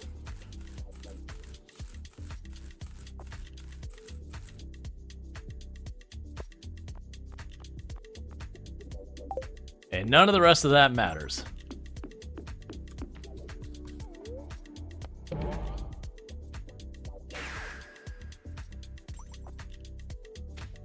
So we've got our mound of potato seeds locked in, and we've got enough fertilizer that'll split the fertilizer 50-50 between the two different types of crops. Now the good news is the potatoes, they only take 6 days to grow, so it'll get real fast.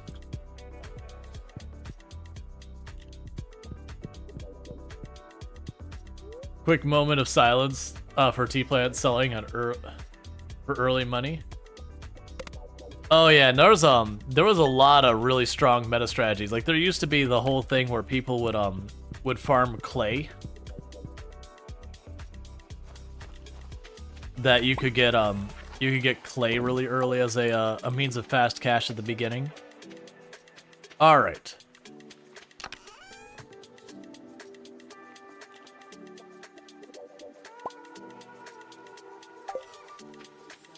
So I'm gonna go ahead and do, because we do need to go to the night market again today, but instead of just going straight there, we're gonna drop by Clint's for a little bit here. We'll walk it. We're gonna drop by Clint's. I'm going to upgrade the hoe. The watering can is already at iron quality, whereas the hoe is just...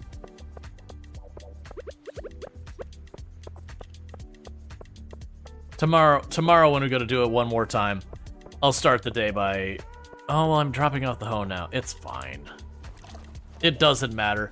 Even if I took the time to plow up the whole field now, by the time it hits spring, it'd be right back to being pretty much destroyed. That's fine. I'm gonna drop you down here. Alright. Let me in. They don't open till 9. But yeah, so once we get in here, we'll get them to upgrade the hoe. It'll try and upgrade it twice. We'll actually just keep upgrading these things until it's time. But the good news is once we plant the stuff, I don't have anything else to do. It just We've already got the scarecrows in place, we got the sprinklers, we've got all that. It'll be literally just put them in the ground, fast forward 6 days, rip them back out of the ground, drop it off, fast forward to summer, put it in the ground, fast forward 10 or whatever days, rip them out of the ground. Well, I mean, pick from them. They're not ripped out of the ground. They grow multiple rounds. And then drop it off. And then with that, I believe we'll be done with the run. Because I think literally it's just the pantry. It's just these two here. And these two here. That's all we're waiting on. And I already got the seeds for the tomatoes. We've got the seeds for the potatoes. I just need the seeds for the blueberries. I'm not going to grab the yam seeds. I've changed my mind. I'm not going to worry about it. Because if we hit that point, I don't want to fast forward for a whole extra year.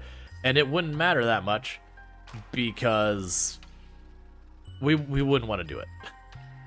We wouldn't want to do it. That would be me going, hey, I've messed up this run. You know, it's cursed or whatever. It should be a non-issue. So there's the hoe. And part of the reason I'm not sitting here and fishing while we're waiting is fishing actually slows down time. Because while you're waiting for the fish to bite, time moves at the normal times. But once you have the bite and it's doing like the whole little mini game, time pauses while you're on that screen.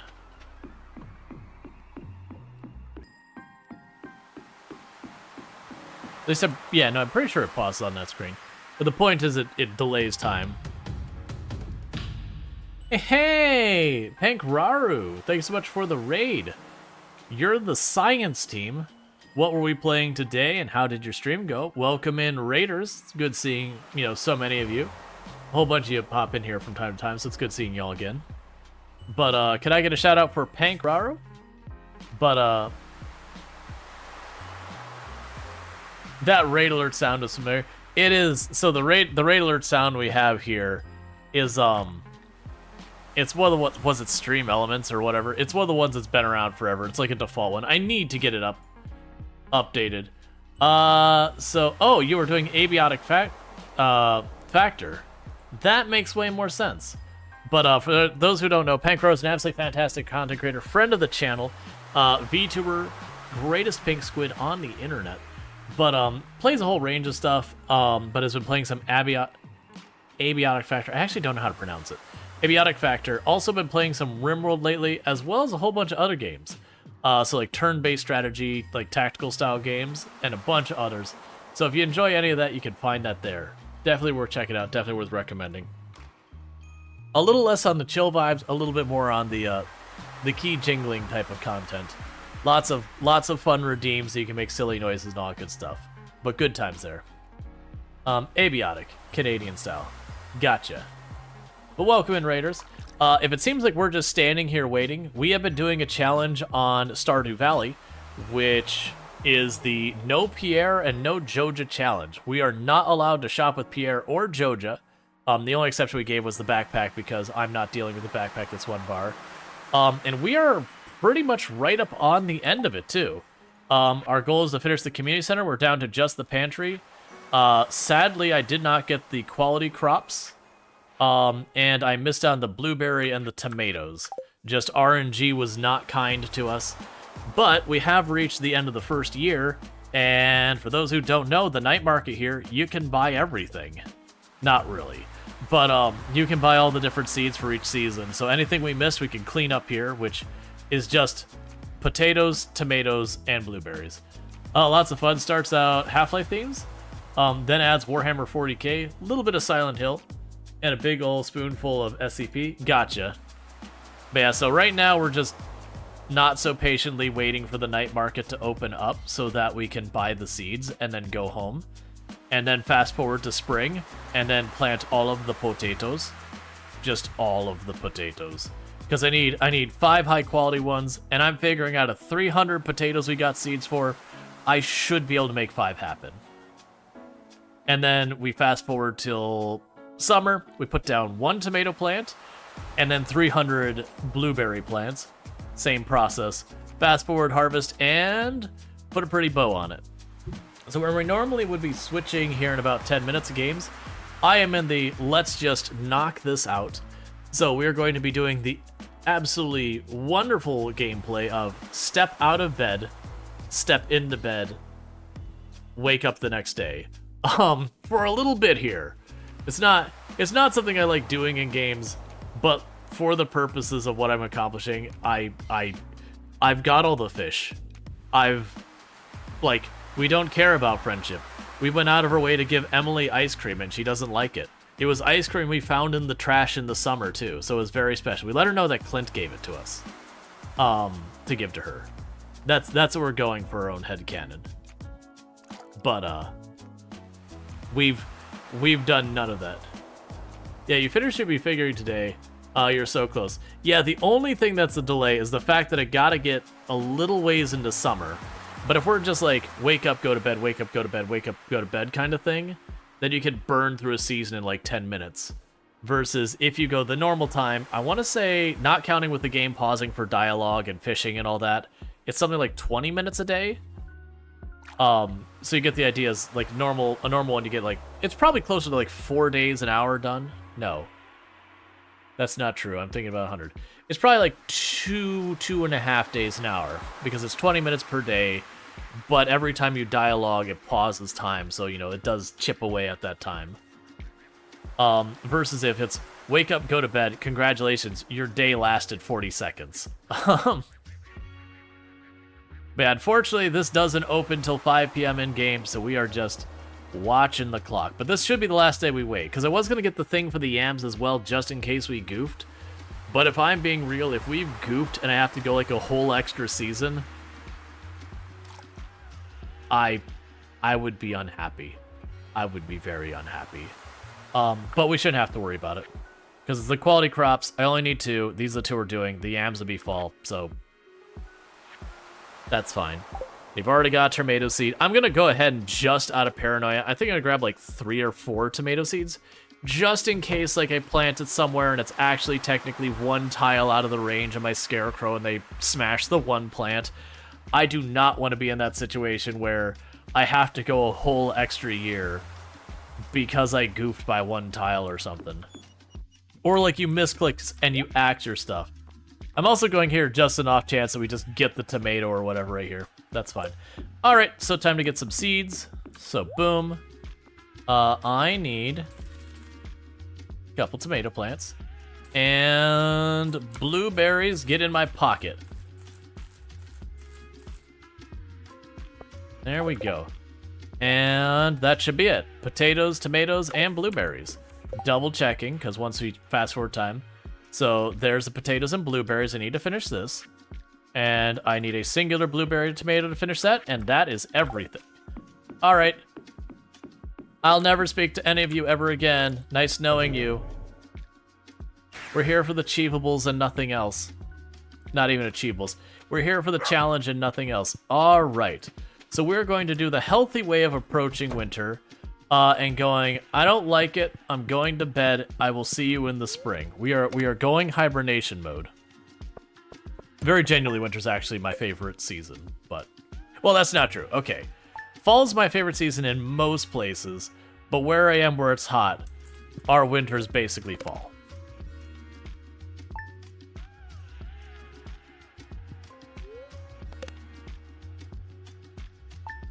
Alright. Let's go pick up our hoe.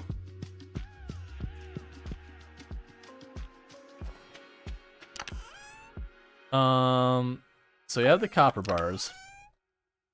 Drop you out, grab those.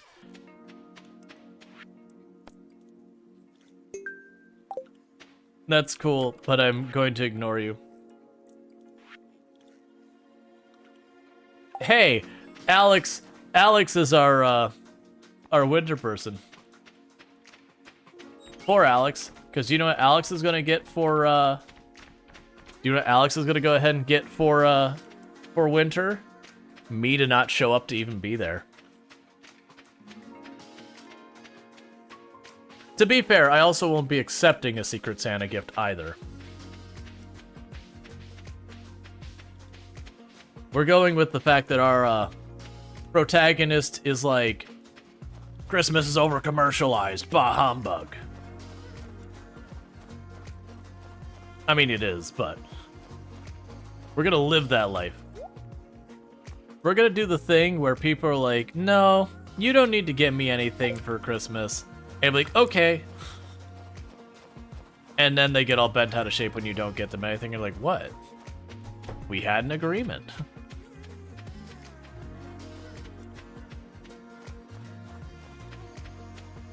You said no presents.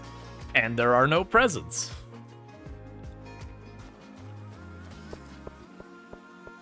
Yeah. So I'm just upgrading our hoe 2 times real fast.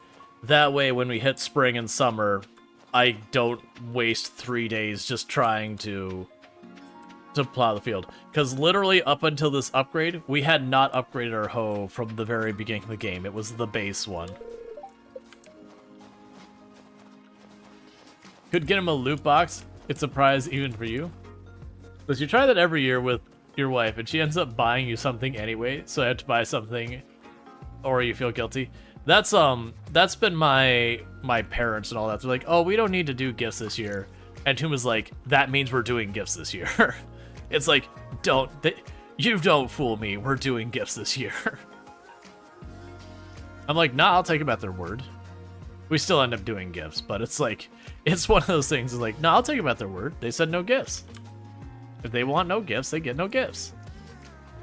If they're like, no gifts, and then they don't get anything they get upset about, that's on them. Communicate clearly. Alright.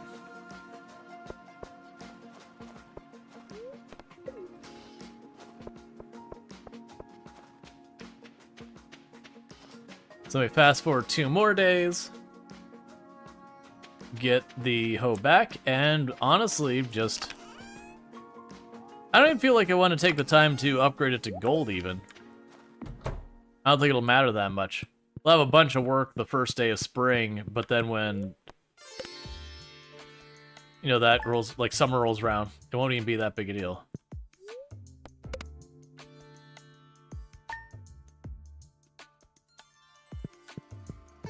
Alright, so that should take care of that. Do we not want to upgrade it? I mean, I guess I have no reason not to. Upgrade one of the tools. Like, either the rain pail or the other one. But let's run down here, because we still have to wait for Clint to open. You know what? No, because I'll have to wait for Clint to open the next time. We're gonna go get it, and we're not gonna worry about upgrading it again.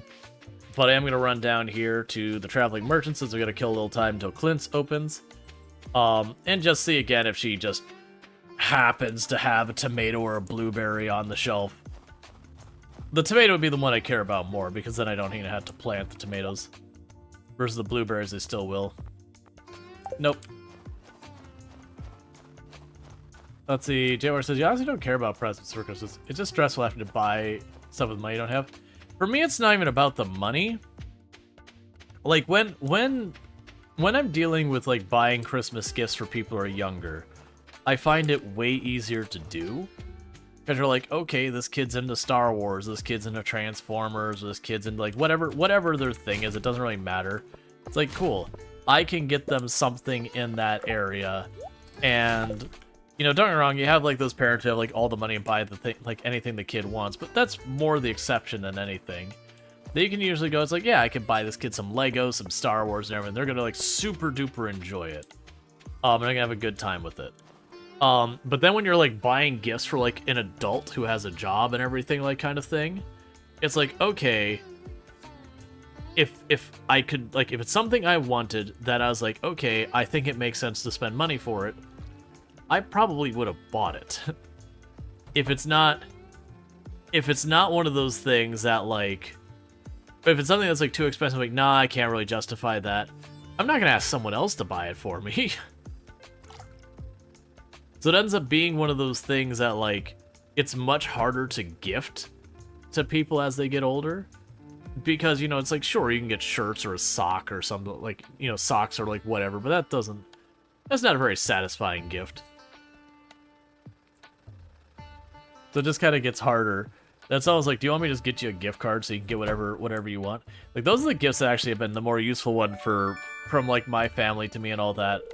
These days are like, hey, like, you know, we'll just go ahead and we'll get you a gift card to like the local hardware store or whatever, because sooner or later something's gonna break around the house that needs fixing, and you know that's gonna require me to go out and like buy wood or screws or a ceiling fan, like whatever the thing that broke. And so it's a very practical gift. So probably not the most exciting thing,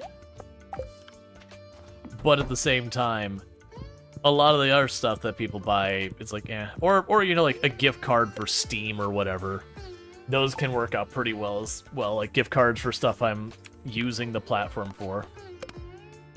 Yeah, food is always a good one as well. Let's see, when you buy gifts for adults, you try to pick a gift that reflects the relationship and knowledge of the person. Something special that says, hey, I know you and thought you would enjoy this.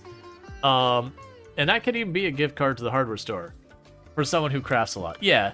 No, certainly that, but it's like when you're dealing with, you know, a large number of people you're gifting for, some of whom you don't see on the day-to-day, and you're like, okay, well, I want to give them something special, they're into this, but do they already own it? It's like, I don't know.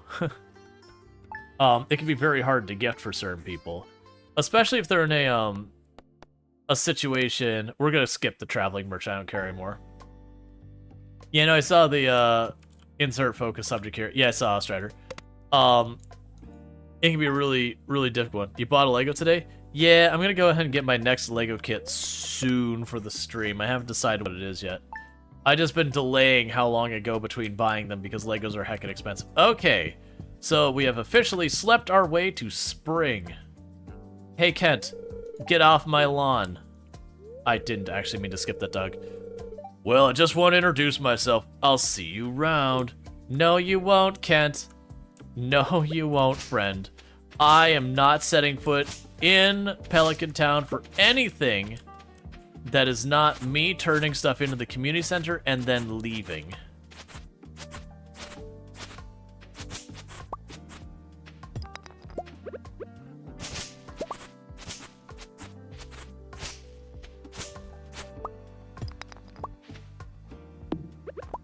Huh. It's almost as if you don't take care of your property for, like, a whole season, that the grass really gets out of control. Being that it's like, there's sprinklers in there somewhere, you just gotta dig deep to find them.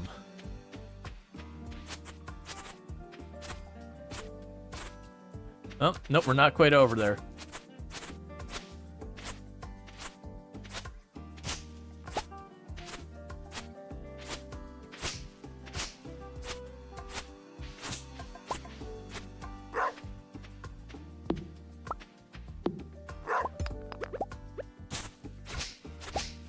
Alright. And the new rocks grow to it? Yeah, they do that. I mean, you don't walk outside and just find new rocks in your yard every other day? Weirdly, kind of actually sort of does happen, just not to the extreme as presented here.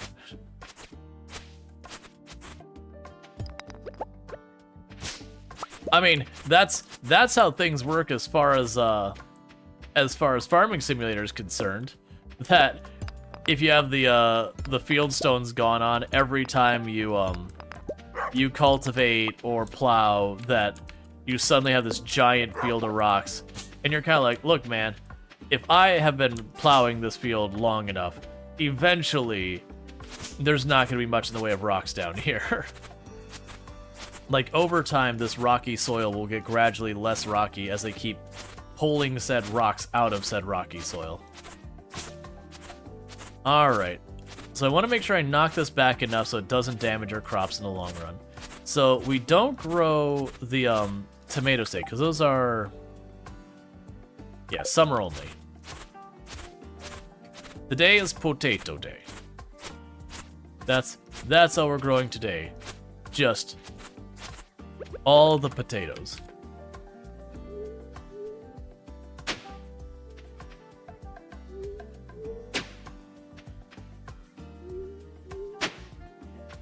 The downside is we're going to burn a lot of stamina this in-game day.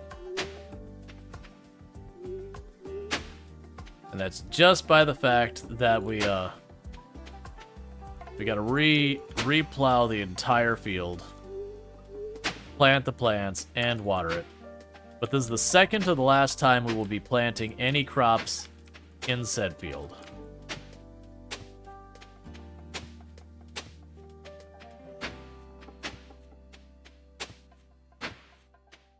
All right.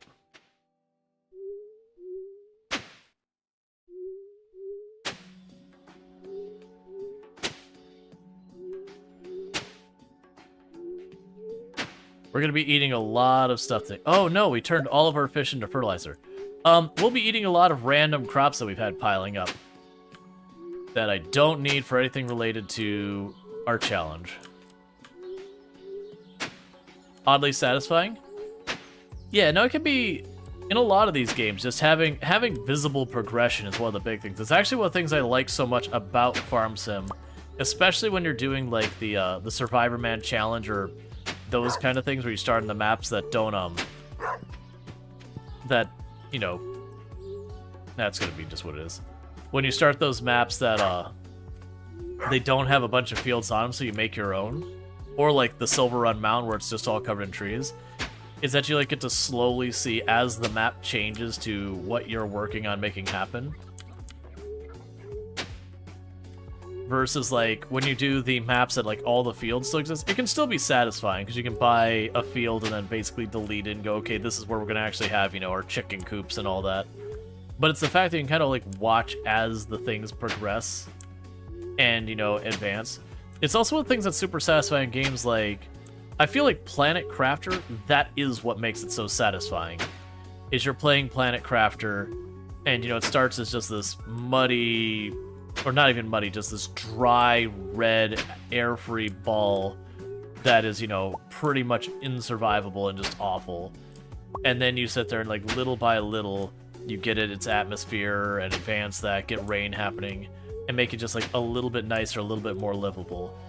And it's just really fun to kind of, like, occasionally jump back to, like, the beginning of a save, when everything looks kind of like Mars. And then you jump into, like, where you are, like, way late in the save. And it's, you know, this lush Earth-like planet that you put all this time into. It'd be very, very cathartic to kind of go through that. Actually, no, it doesn't matter where I do the spot. Would have been better if I leveled it up one more time, but that's fine. I honestly think we're going to have enough energy to do all of this.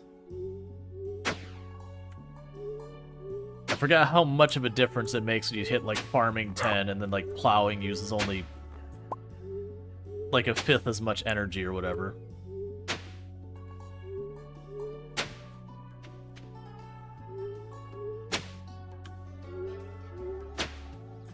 And it's not even a big deal if I miss watering the crops right here at the beginning. Like, if I run out of time watering.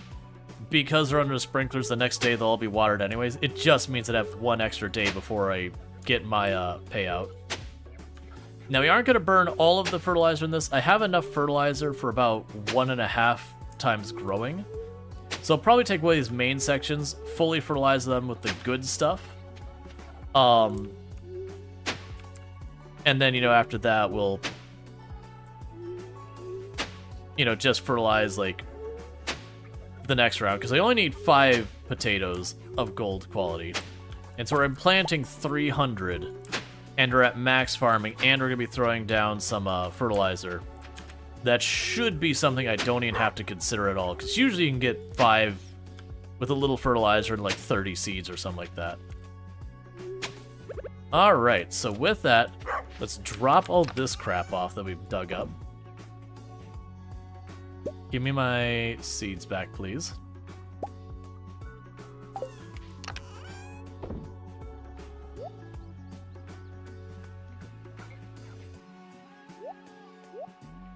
It's fine, just delete it.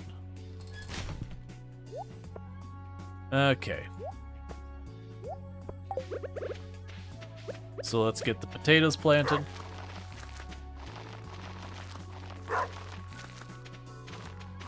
Hey, Insane Spork, how's it going?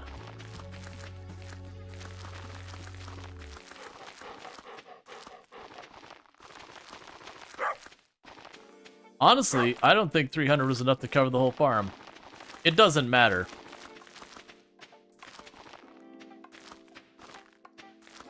I just need enough that I could pretty much guarantee myself I'm gonna get 5 gold.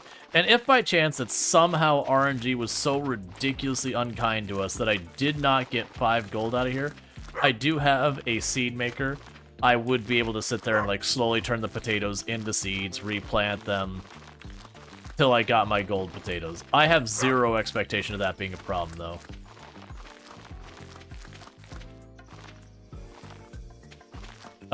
Don't you have to top the fertilizer? No, so you can do the fertilizer or the seeding first. The big thing is you have to fertilize it before it grows. Like, to get, to, like, any green on it. As long as it's still, like, the seed phase, you can fertilize it at any time. I'm apparently wrong about where it's like, oh, I'm not sure we're gonna have enough spots.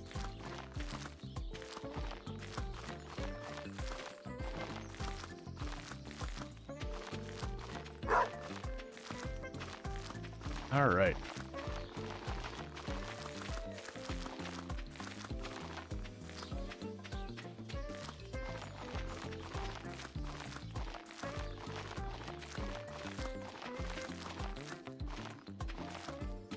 Okay, so we're super overkilling this in a big way.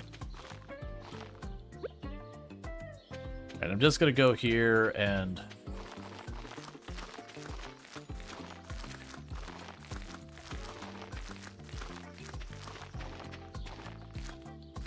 This doesn't need to be perfect. I'm not trying to, like, maximize yields or anything like that. We're just trying to make sure we are good for,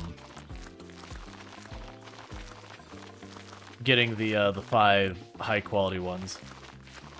So I can see multiple places I've missed, and I don't even care. I was getting, like, 150 of the good fertilizer. Well, this isn't the best, but the good fertilizer I can make now. You get 150 of that down. And it'll toss, like, 80 of the other or whatever.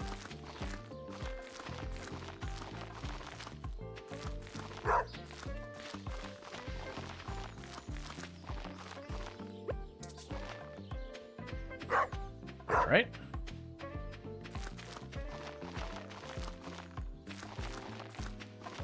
And this should be way, way, way past overkill. It's just, if I make a mistake and I don't quite see this through, it would be potentially a whole extra year on the save. I don't want to do that. I don't want to do that. I want to put a bow on this and be like, cool, we finished the challenge. And then I'll figure out whatever the heck we're going to do for our next thing is. I don't think it'll be another Stardew Valley challenge, but we'll figure it out. It might be something like we work on, oh, it went over. We might work on something like do a Sims challenge. Do I even care about watering it? Nah, it's fine. So it's 6 days. We're gonna go, it'll probably be the 7th or the 8th because it won't technically get watered today. It'll get watered this incoming day. So if we pop out here now, everything is now watered. So we should have a total of 6 days for that to grow. So let's go to at least the 7th, I think.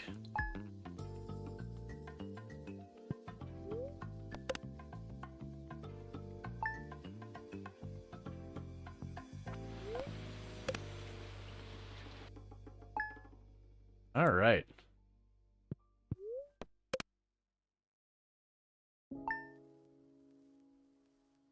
And I'm just double checking. It should be the 7th that these are ready. Well, it's not ready yet. And then tomorrow we pull it all up and we should be good to go. And then with that, we'll be all square for the spring. We'll race on through the summer, plop down the last thing, the seeds, and it'll be the same basic idea. All right. And I've already got enough. I was actually debating for a second, it's like, do I just want to go ahead and, like, not bother picking the rest of these and just, you know, drop this off at the community center, fast forward to summer, and then just take them out with the scythe? Why not plant tomatoes or blueberries? Those are a summer crop, and this is spring. So, like, if you look at that, it's summer only, and we're in spring right now. Versus potatoes are a spring crop.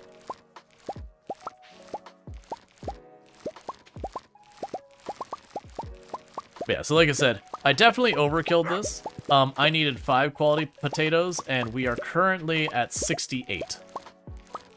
And climbing fast.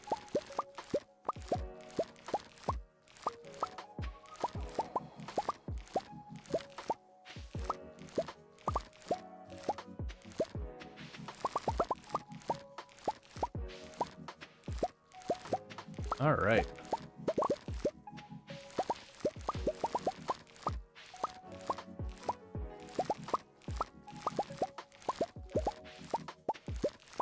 So we've got one more time planting stuff. Honestly, you know what? It's too late now. I should have left these in the ground, and the reason I should have left these in the ground is because then I wouldn't have had to re-plow everything, because there would have been crops in the way. So it's too late, but for like min-maxing it, I should have gone till I got my 5 potatoes that I needed, and just left all the rest in the dirt. I mean, where the grass is growing, and that's probably gonna take out some stuff, but I'm not gonna worry about it. Well, it's fine if we have to like replant it. It only takes like it takes 1 in-game day to replant everything, which is like 20 minutes. And then we just fast forward. And with the other one, I don't even need to go even that extra step. All right, and that is all the potatoes. Let's go to the community center and drop off our potatoes. And then we come back here, we fast forward to the summer, and we repeat that with the 5 tomato plants and the bajillion blueberry plants, and we will be good. How long do those take to grow? 11 and 13? Okay, so it'd have to go through about halfway through the, halfway through summer and to harvest them. That's fine. I figured that was coming. Like I said, it only takes like 40 seconds to advance a day or something like that. 20, 40 seconds, whatever. When you're not dealing with that. So, quality crops. Yep, so I've just got blueberries there. 1 tomato and 1 blueberry there. And then the community center is done. We got our other 5 stars knocked out. So we are good. Let's get this done, and we should end up having plenty of time to pop into something else after that's finished.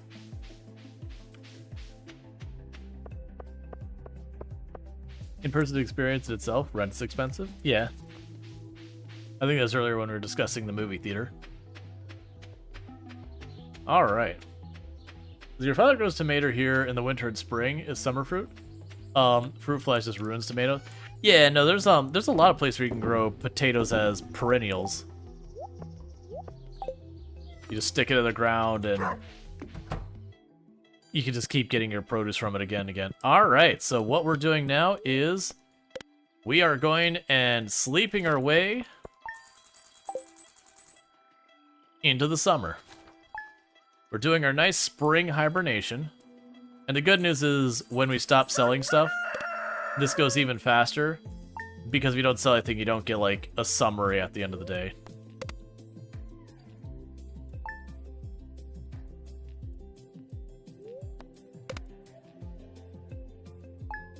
Alright. So this will take us just a couple minutes, because I have a lot of fast forwarding to do. But there's no reason for me to go to the traveling merchant anymore. Sure, they could give me the tomato, but the blueberries take longer to grow, so it makes no difference. The spreading weeds have done damage to my farm.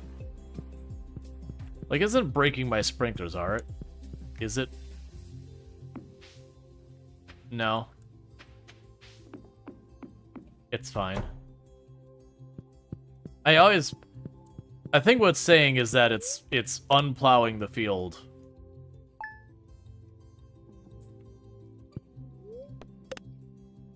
So, like, if there was a crop there, you would lose the crop. But there's not, so I don't care.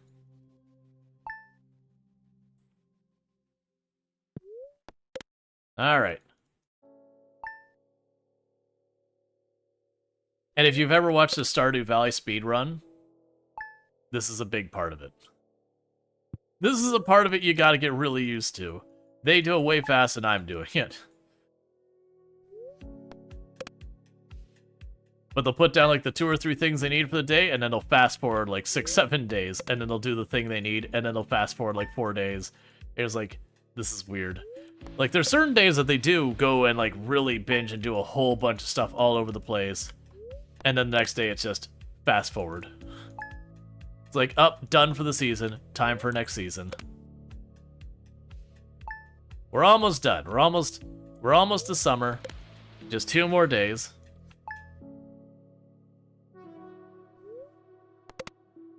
So, why hasn't the community put in a wellness check on us? Because, for all intents and purposes, our person has disappeared for an entire season. And, like, the farm has been left to rot. You think so? Did stop by? Is like, are you okay? No one's seen you in a long time.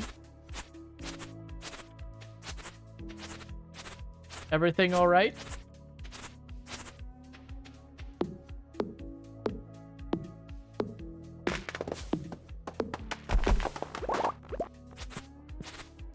Alright, we're officially in the summer. I just gotta hack back the grass again. The downside is, well, I mean, you know what? We're growing way more than enough, and all of those crops I'm planting, the tomatoes and the blueberries, are crops that they're not just one yield. So if I were to get, again, like 4 gold blueberries and not the 5th one, I would just wait 2-3 days, get another yield. So I don't even think I actually care about making sure the grass stays back, because even if we were to lose like a dozen of them, it should have no impact on us finishing this.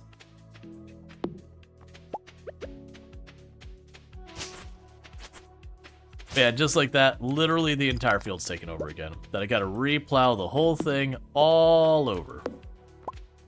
Which is entirely predictable. Or like the fact that we haven't checked our mail since like the holidays. We didn't show up for the last 2 festivals. We haven't checked or responded to our mail. And you just think someone would be like, I don't think they're like, I think they're hurt or something. We need to go check on them. No one's heard from them for a while. We need to do a wellness check.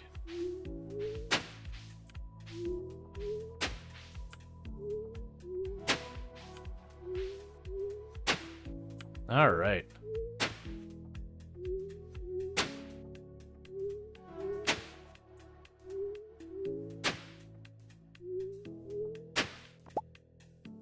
It's not what I wanted. All right.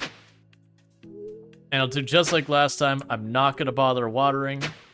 We're just going to get the seeds down, get the fertilizer down, go to bed. We'll let 12 days pass. Well, actually, yeah, we can let, you know, we'll let more than 12 days pass. We'll let the, what'll end up being 14 days pass required just because of,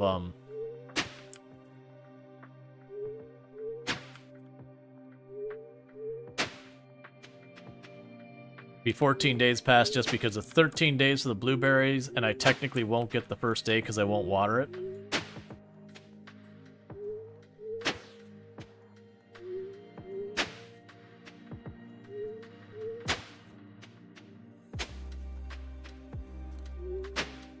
Yeah, I can't imagine we're gonna need to have another whole day or whatever.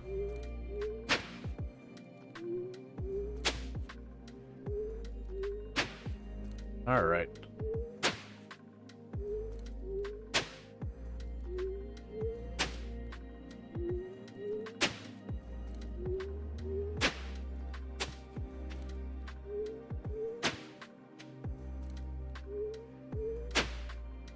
And it is the final time we plow the fields in this run. But yeah, so I know I mentioned a bunch of times, I am fishing for ideas for like new things to do on the channel. My only ask for suggestions is that just be mindful in the regards that, like, if you pop onto Twitch and there's like a game has 0 viewership effectively, I can do that as like a one-off kind of thing, maybe a little bit more than that. I just can't do something that's going to be like, I can't put like 8-9 streams into a game that people aren't looking for on the platform. There's just no opportunity for growth there, and The unfortunate reality on Twitch is you do have to always be growing because no matter what you do, there's going to be some level of churn. Just because, you know, you have some people that their schedules change and they can't tune in, or they have, like, some game they get obsessed about and they just want to see that game for a little while. Or, you know, you're playing the same game and they're just kind of over that game. It all happens. Let's do runners. What is runners? I'm assuming runners is the name of a game or, like, a short format. Solo Phasmophobia? Oh, sprinters. Yeah, no, I don't do horror games on the channel. They're just really not aligned with my normal content. I've done a little bit. Like, for example, there is a clip. I think there's 2 clips from the last time I played Phasmophobia, which was with Pankraru. Where we got one where Pankraru had, like, the ghost right on your heels, like 2-3 feet behind you, and you managed to get away because it stopped hunting like just inches behind you. I was just sitting there the whole time, I was like, you are super dead. But nah, you kept running and you got away. I've already done the entirety of Graveyard Keeper and all its DLC on the channel. That is available on the YouTube channel too. We need to do another collab game. Yeah. I wonder with the, if you haven't noticed the, it's June, what, 2nd? Is the open world crafter, what are the terms they're using? It's like open world survival crafter, whatever. That Steam is doing, you know, Steam Fest or whatever for that. So there's definitely possibilities there I would be down for. For a moment I got paranoid that these would be something that had like the giant stake I can't walk through and have to figure out how to navigate that. But we're good. So definitely be something there. There's certainly games I just need to figure out time. That's, for the record, that's a problem that is, no matter who I've ever collabed with, is always the one to figure out, it's like, but what are we going to collab in? And the long pause while everyone tries to figure it out. That's not just a me and you thing. Yeah, no, I'd be down for another collab. We haven't seen the church ending for Graveyard Keeper. The church ending for Graveyard Keeper? I don't know what you mean by the church ending. Graveyard Keeper isn't a game that has like 10, 20 different endings. You have like the main story ending, which I did show on stream. Which is, you know, all of them you have to do the church not. You have like the story, the Inquisitor ending. I don't know what you mean. Like becoming buddies with the Inquisitor, because we did that.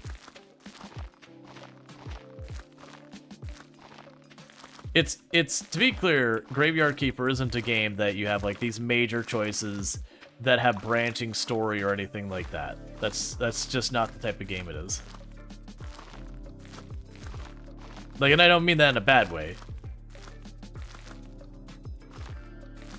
Graveyard Keeper is another one you want to watch on YouTube? It is there. We have the entirety of Graveyard Keeper run with all the DLC on YouTube. That's the reason I'm confused. It's just like, it's not like RimWorld where you have the 3 or 4 different ones. Let's see, not that you've seen, you're talking about an ending that with them as buddies. Oh yeah, and that's not an ending, but that's literally you have to do that as part of to do the main story. You do have to become buddies with the Inquisitor. Like that's a non-optional thing.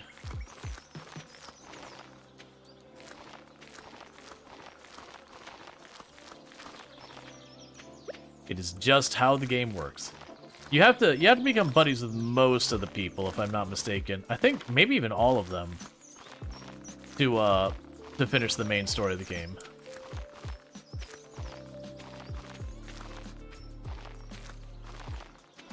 Man, no, Graveyard Keeper is a lot of fun. If you like Stardew Valley and you've never checked out Graveyard Keeper, it's well worth checking out. It's got kind of a darker theming to it without being like, you know, actually like horror or anything like that. You maintain a graveyard. So you do like embalm corpses and do other shady things with the corpses, such as, you know, mayhaps some of the food in town may not be as up and up as you might think. But it's very tongue-in-cheek, very satirical. It references so many different stuff. It is a lot of fun. The couple things I will say is it is way grindier than Stardew Valley. It can be a little bit on the grindy side if you're new to it and you don't know how it works. Once you kind of learn it, it gets to be quite a bit better. But it does have a slower pacing when you're first learning it. Yeah. Oh yeah, we got the big Sunhaven updates coming out. There's a big Coral Island update coming out that I'm looking forward to.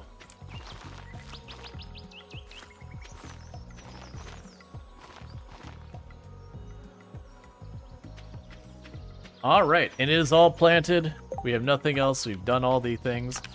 So now it is time to return to our hibernation until the 15th.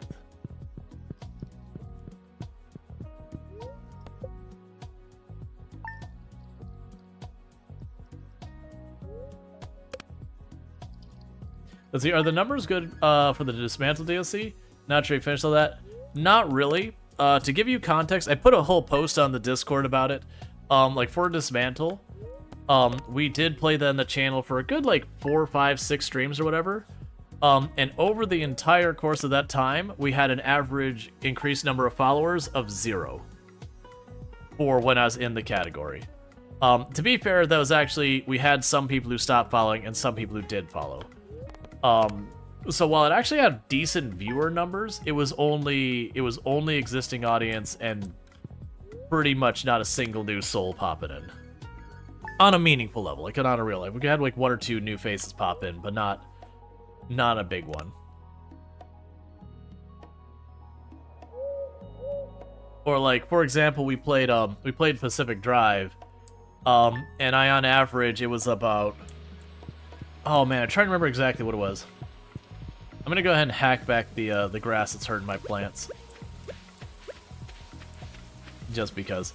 But with like Pacific Drive, for example, when I was streaming that, for every hour I streamed it, on average we lost, like every other hour we lost a follower. So for what little bit of followers we gained, we were actually losing followers faster than we were gaining them with it. So while I really enjoy the game, which it makes a certain amount of sense, it was a very, very significant departure from my normal content. But yeah.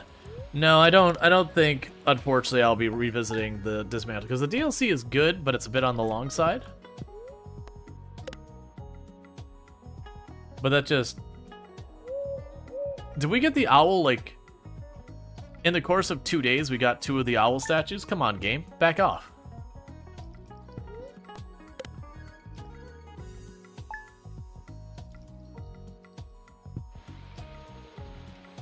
That's fine. Alright. Do we get the foot and the fish we need? Yep, we are down to literally we're about to finish.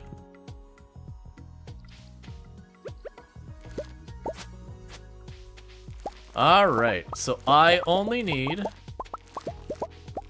Alright, so you have all the blueberries we need. We've already... Get out of my way. I just want the tomatoes. Okay, I'm not even going to dignify the rest of these crops with a response. They don't deserve my time. They are unnecessary. Because we're about to heckin' finish this challenge. Hey, H-Portal, how's it going? Besides, blueberries are mid.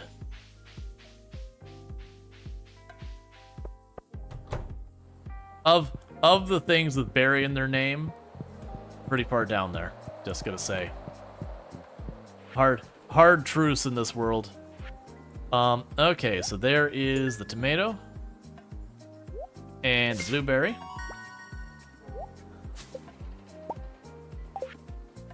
And bam!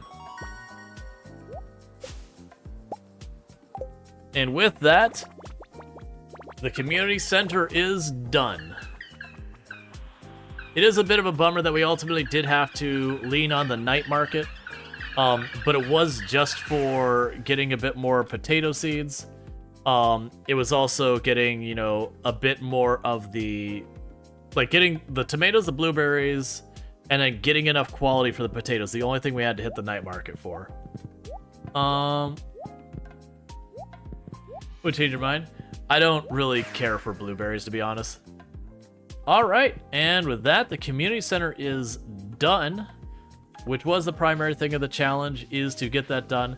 So normally when you're playing the game, this is where like all like the later content would unlock. Ginger Island, you know, and there's more you do to get that, but like Ginger Island and a whole bunch of the other stuff, key stuff and all that.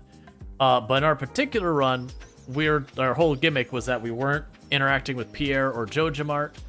And for the purposes of this run, we did the part that mattered, because I could continue going forward with the run, but it would make no difference.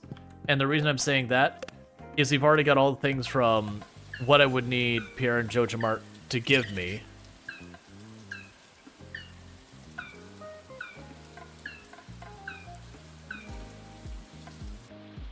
Like it's like when you do, for example, like a 0 to hero challenge in Project Zomboid.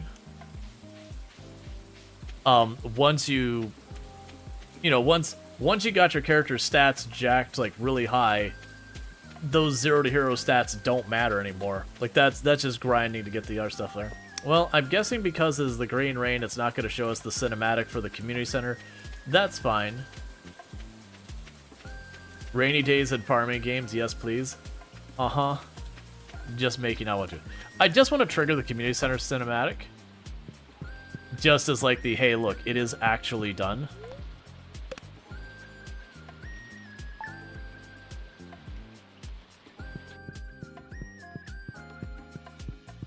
Alright. So now let's run on over here. Because what should happen is we should walk over here and it'll be like, yay, and you'll see the people dancing and doing all their stuff. Yep. So there, we got our confirmation. Community center is done. And we are good with the Stardew Valley challenge run. I'm actually pretty happy with that one, because we think about that what took me 4 streams to do that. Well, yeah, let's see, because Spring took me 1 stream because we did, well, I mean, so we did 2 streams where we did literally nothing but Stardew Valley. We had 1 stream that we split, and then today's stream. So what would have been normally like 5 or 6 streams on that took us about 3.5, 4 streams. So that's pretty solid. You know, the community center would have been easily maintained if the mayor wasn't embezzling all the tax money for his golden statue. Uh-huh. Mayor Lewis is absolutely the worst. I'm not sure how you did it, Rual Storge, but the community center never looked better. You've done Pelican Town a great service. Everyone in town is pleased. Especially me not having to compensate people for like all the tax money I've wasted. As a way of saying thank you, I'd like to present you with this town's greatest honor, the Stardew Valley Hero Award. You've earned it.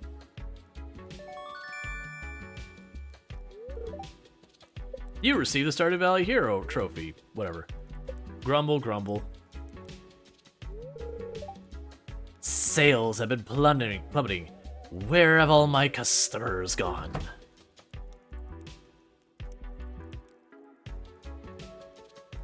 It's like the community center opened. It's been open for like a day or two.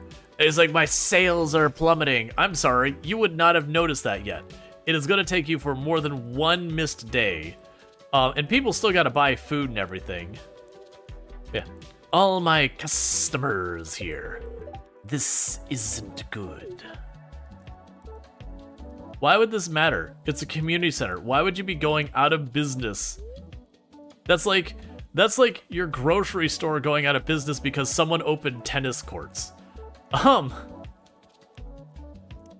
like how it does a community center heck over fantasy Walmart? Yeah.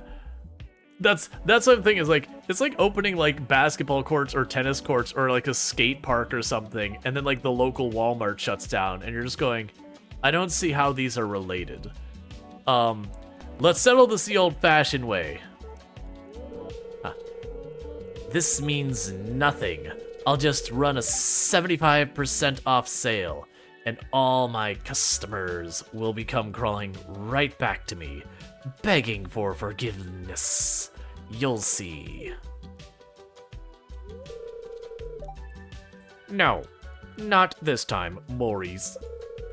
I think it's time we settle this once and for all. And then Pierre pulls a gun. And it's like, whoa, whoa, whoa, that's not what we meant, man. Oh, and how do you propose that we do that?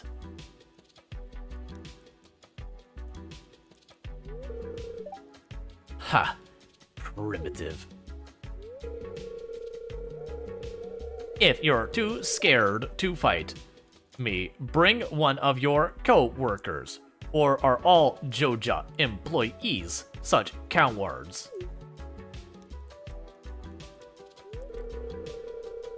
Insult me all you like, but don't you dare slander the name of Joja.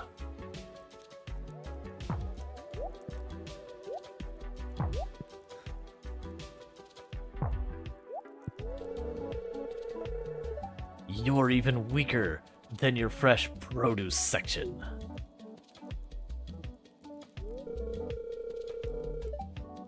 And the way you throw punches is just like Joja. Quantity over quality.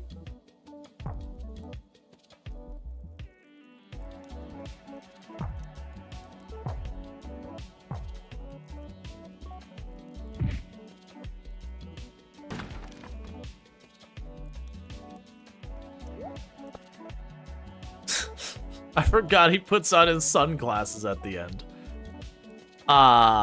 We helped encourage assault. Maurice and the Jojamar cronies were never heard from again. Also, there's a dark alley behind Pierre's that has gotten a bunch of grave markers all of a sudden.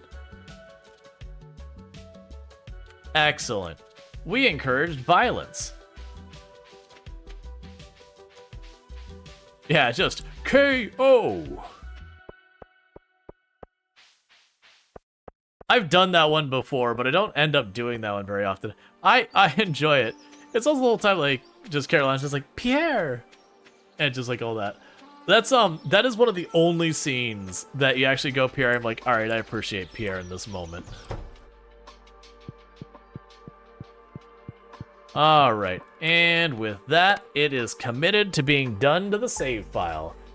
All right, so with that, we are going to be at the phase we're going to be switching off of Stardew Valley because it's done. It's over. It's finished. It's gone. So for those watching over on YouTube, the stream will end over on YouTube side and come back up because switching categories doesn't work in a way that makes sense over on YouTube. It messes up your whole VOD if you do that. So you gotta stop it and start it, but everyone else, everywhere else, we are going to just, do the thing that's very easy, which is switching the game category. Something that should just work on all platforms without being a huge headache. I'm looking